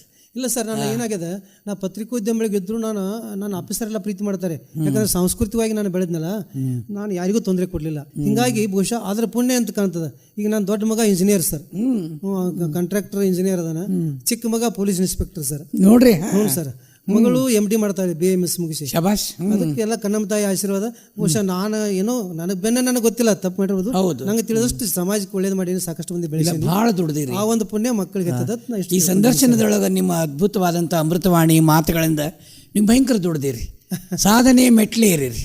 ಇರ್ಲಿ, ಕಹಿ ಅನುಭವಗಳು, ಸಿಹಿ ಅನುಭವಗಳು ಮನುಷ್ಯನ ಒಂದು ಒಳ್ಳೆ ಮಾರ್ಗಕ್ಕೆ ತೊಗೊಂಡ್ಬರ್ತಾವ. ಅವು ಬೇಕೇ ನಮಗವು. ನಿಜ ಸರ್. ಬೇಕೆನಿಗೆ ಕನಸುಗಳು ಅಂತೀವಿ, ಬೇಕೆನಿಗೆ ನೆನಪುಗಳು ಅಂತೀವಿ. ನಿಜ ನಿಜ. ಅವೆಲ್ಲ ನಮಗೆ ಬೇಕಲ್ಲ. ನಿಜ ನಿಜ ಸರ್. ಹಿಂಗಿದ್ರೆ ಇವತ್ತು ನೀವು ಪ್ರಶಸ್ತಿಗಳ ಬಗ್ಗೆ ಮಾತಾಡೋಣ. ಹ್ಞೂ ಸರ್. ಪ್ರಶಸ್ತಿಗಳು ಬಂದಾವ್ರಿ? ಬಂದವ್ ಸರ್. ಯಾವ ಕೆಲವೊಂದು ಸನ್ಮಾನ ಪ್ರಶಸ್ತಿ ಇದಾವೆ. ಇವರು ನಮ್ಮ ಮನೆ ನೋಡಿ ಸರ್, ಈ 3 ತಿಂಗಳ ರಾಮದುರ್ಗ ಪತ್ರಕರ್ತ ಸೋಮಶೇಖರ್ ಸೊಗಲದವರು ನಮ್ಮ ಆತ್ಮೀಯರವರು. ಅವರು ತಮ್ಮ ಇದರ ರಂಗ ಸಂಪದ ಬಿರುಕು ಕೊಟ್ಟು ಸನ್ಮಾನ ಮಾಡಿದ್ರು. ನನ್ನ ಮೇಲೆ ಬಹಳ ಅಭಿಮಾನ ಅವ್ರದ್ದು. ಪಾಪ ಸರ್, ನಿಮ್ಗೆ ಯಾರೇ ಗುರುವರಕ್ಕ ನೀವು ನಮ್ಮ ಗುರು ಅಂತಾರ ಅವ್ರು. ನೋಡ್ರಿ ಎಷ್ಟು ದೊಡ್ಡ ಗುಣ ಅಲ್ಲ. ನಮ್ಗೆ ಅಣ್ಣವ್ರು ಹೇಳ್ತಿರ್ತಾರ, ನಾ ಇನ್ನೂ ಹಳೆ ಸಿನಿಮಾ ನೋಡಿದಾಗ ನಾ ಇನ್ನೂ ಕಲಿಬೇಕು, ಎಷ್ಟು ತಪ್ಪ ನೆನೆಸ್ತದ. ಅದಕ್ಕೆ ನಾಚಿಗೆ ಬರುತ್ತೆ, ಟಿವಿ ಬಂದ್ ಮಾಡ್ತೀನಿ, ನಾ ಇನ್ನೂ ಕಲಿಬೇಕು, ಇನ್ನೂ ಒಳಗಡೆ ಹೋಗ್ಬೇಕು ಅಂತಿರ್ತಾರ ಅಣ್ಣವ್ರು. ಅವ್ರ ಮುಂದೆ ನಾವೊಂದು ಸಣ್ಣ ಇದ್ದಾಗೆ ಅಂತವ್ರು. ಆದ್ರೆ ಅವ್ರು ಹೇಳ್ತಾರ ಒಂದು ಮಾತು, ಅದ ಯಾವ್ದಾದ್ರು ಸಿನಿಮಾ ನೋಡ್ಬೇಕಂದ್ರೆ ಬೇಕಾದ್ರೆ ರಾಘವೇಂದ್ರ ಮಹಾತ್ಮೆ ನೋಡಿ, ಅದು ನೋಡಿ ಬೇಕಾದ್ರೆ ಅಂತಿರ್ತಾರಲ್ಲ. ಅಂತವ್ರಿಗೂ ನಮ್ಮ ಗುರುಗಳು. ಮತ್ತೆ ಇವ್ರಿಗೂ ಸೊಗಲದವ್ರು ನನ್ನ ಕಡೆ ಏನ್ ಕಂಡ್ರ ಗೊತ್ತಿಲ್ಲಪ್ಪ. ನಾನು ಬಹಳ ಸಣ್ಣ ಕಲಾವಿದ.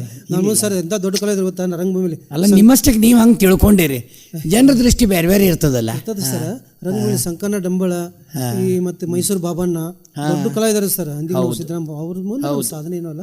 ಬಟ್ ಯಾರು ನನಗೆ ಆಶ್ಚರ್ಯ ಆಗುತ್ತೆ. ಎಲ್ಲೇ ನಾಟಕ ನೋಡಕ್ ಹೋಗಿರ್ತೀನಲ್ಲ, ಸಂಗೀತ ಅವ್ರ ಹತ್ರ ಕೂತಿರ್ತೀನಿ, ಕೆಲವ್ರು ಪಾತ್ರ ಮಾಡೋರು ಪಾಪ ನಾಟಕ ನಡುವೆ ಬಂದು ನನ್ನ ಕಾಲಿ ಬಿಡ್ತಾರೆ. ನೋಡ್ರಿ, ನನಗೆ ಆಶ್ಚರ್ಯ. ನಾನು ಏನಕ್ಕೆ ಬಾಳಪ್ಪ ಅಂತೀನಿ. ನಾನು ಏನೂ ಸಾಧನೆ ಮಾಡಿಲ್ಲ, ರಂಗಭೂಮಿ 50 ವರ್ಷ ಸೇವೆ ಮಾಡಿಲ್ಲ. ಯಾಕೆ ಇವ್ರಿಗೆ ನನ್ನ ಮೇಲೆ ಇಟ್ಟು ಭಕ್ತಿ? ಅದಕ್ಕೆ ನಮ್ಮ ತಾಯಿ ಇವತ್ತು. ಇವತ್ತು ನೀವು ನಮ್ಮೂರ ಬಾನುಲಿ ಕೇಂದ್ರಕ್ಕೆ ಬಂದ್ರಿ, ನಿಮ್ಗೆ ಏನು ಅನಿಸ್ಲಿಕ್ಕತ್ತದ ಸರ್? ಬಹಳ ಸಂತೋಷ ಆಗ್ತದೆ. ಸಂತೋಷ ಆಗಿದ್ರಿ? ನಿಜವಾಗಿ ಸಂತೋಷ ಆಗ್ತದ. ಅದು ಅದರೊಳಗೂ ನಿಮ್ಮಂತ ವಿದ್ವಾನ್ರಿಂದ, ನಿಮ್ಮ ವಿದ್ವಾನ್ರ ಎದುರು ನಂದು ಮನಸ್ಸು ಹಂಚಿಕೊಳ್ಳುವಂತ ಒಂದು ಅವಕಾಶ ಸಿಗ್ತಲ್ಲ, ಅದಕ್ಕಾಗಿ ತುಂಬಾ ಸಂತೋಷ ಆಗಿದೆ ಸರ್. ನಮ್ಮ ಕೇಳುಗರಿಗೂ ಬಹಳ ಸಂತೋಷ ಆಗಿದೆ.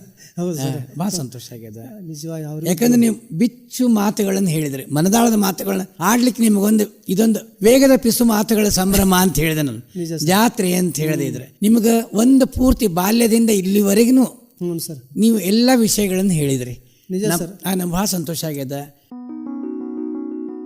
ಇವಾಗ ಏನಾಗ್ತದ, ಸಮಯದ ಮಾತು ನಾವು ಕೇಳಲಿಕ್ಕೆ ಬೇಕು, ಕೇಳಲಿಕ್ಕೆ ಬೇಕಲ್ಲ. ಸಮಯ ಬಂಧನ ಇರ್ತದ, ಶೇಷ ಅನ್ನೋದು ನಮ್ಮ ಜೀವನದೊಳಗೆ ಇರ್ತದೆ. ಇದಿಷ್ಟಾದ್ರೆ ಚಲೋ ಇತ್ತು, ಇದಿಷ್ಟಾದ್ರೆ ಚಲೋ ಇತ್ತು. ಶೇಷ ಭಗವಂತ ತನ್ನ ನೆನಪಿನಿಗೋಸ್ಕರ ಶೇಷ ಅಂತ ಉಳಿಸ್ತಾನಿದ್ರೆ. ಇವಾಗ ಏನಾಗಿದೆ, ಅಂಕದ ಪರದೆ ಜಾರಿದ ಮೇಲೆ ನಾಟಕವಿನ್ನು ಉಳಿದಿರುವುದು ಅಂತೀವಿ ನಾವು. ಕುರಾಶಿ ಅವರು ಬರ್ತಾರೆ. ಆಮೇಲೆ ಇದ್ರೆ ನಾವಿದ್ರೆ ಇವೊಬ್ಬ ಜಾನಪದ ಗರ್ತಿ ಹೇಳ್ತಾಳೆ, ಮುಗ್ದಾವ ನಮ್ಮ ಜೋಳ ಉಳ್ದಾವ ನಮ್ಮ ಹಾಡ ಅಂತ ಹೇಳ್ತಾರೆ.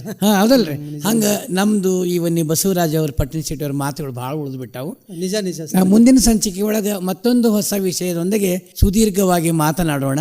ಅಲ್ಲಿವರೆಗೆ ವಿದಾ ಹೇಳ್ತೀನಿ. ಮತ್ತೊಮ್ಮೆ ನಮಸ್ಕಾರಗಳನ್ನು ಹೇಳ್ತೀನಿ. ತುಂಬಾ ಧನ್ಯವಾದ. ತಮಗೂ ಕೂಡ ನಮಸ್ಕಾರಗಳು ಸರ್.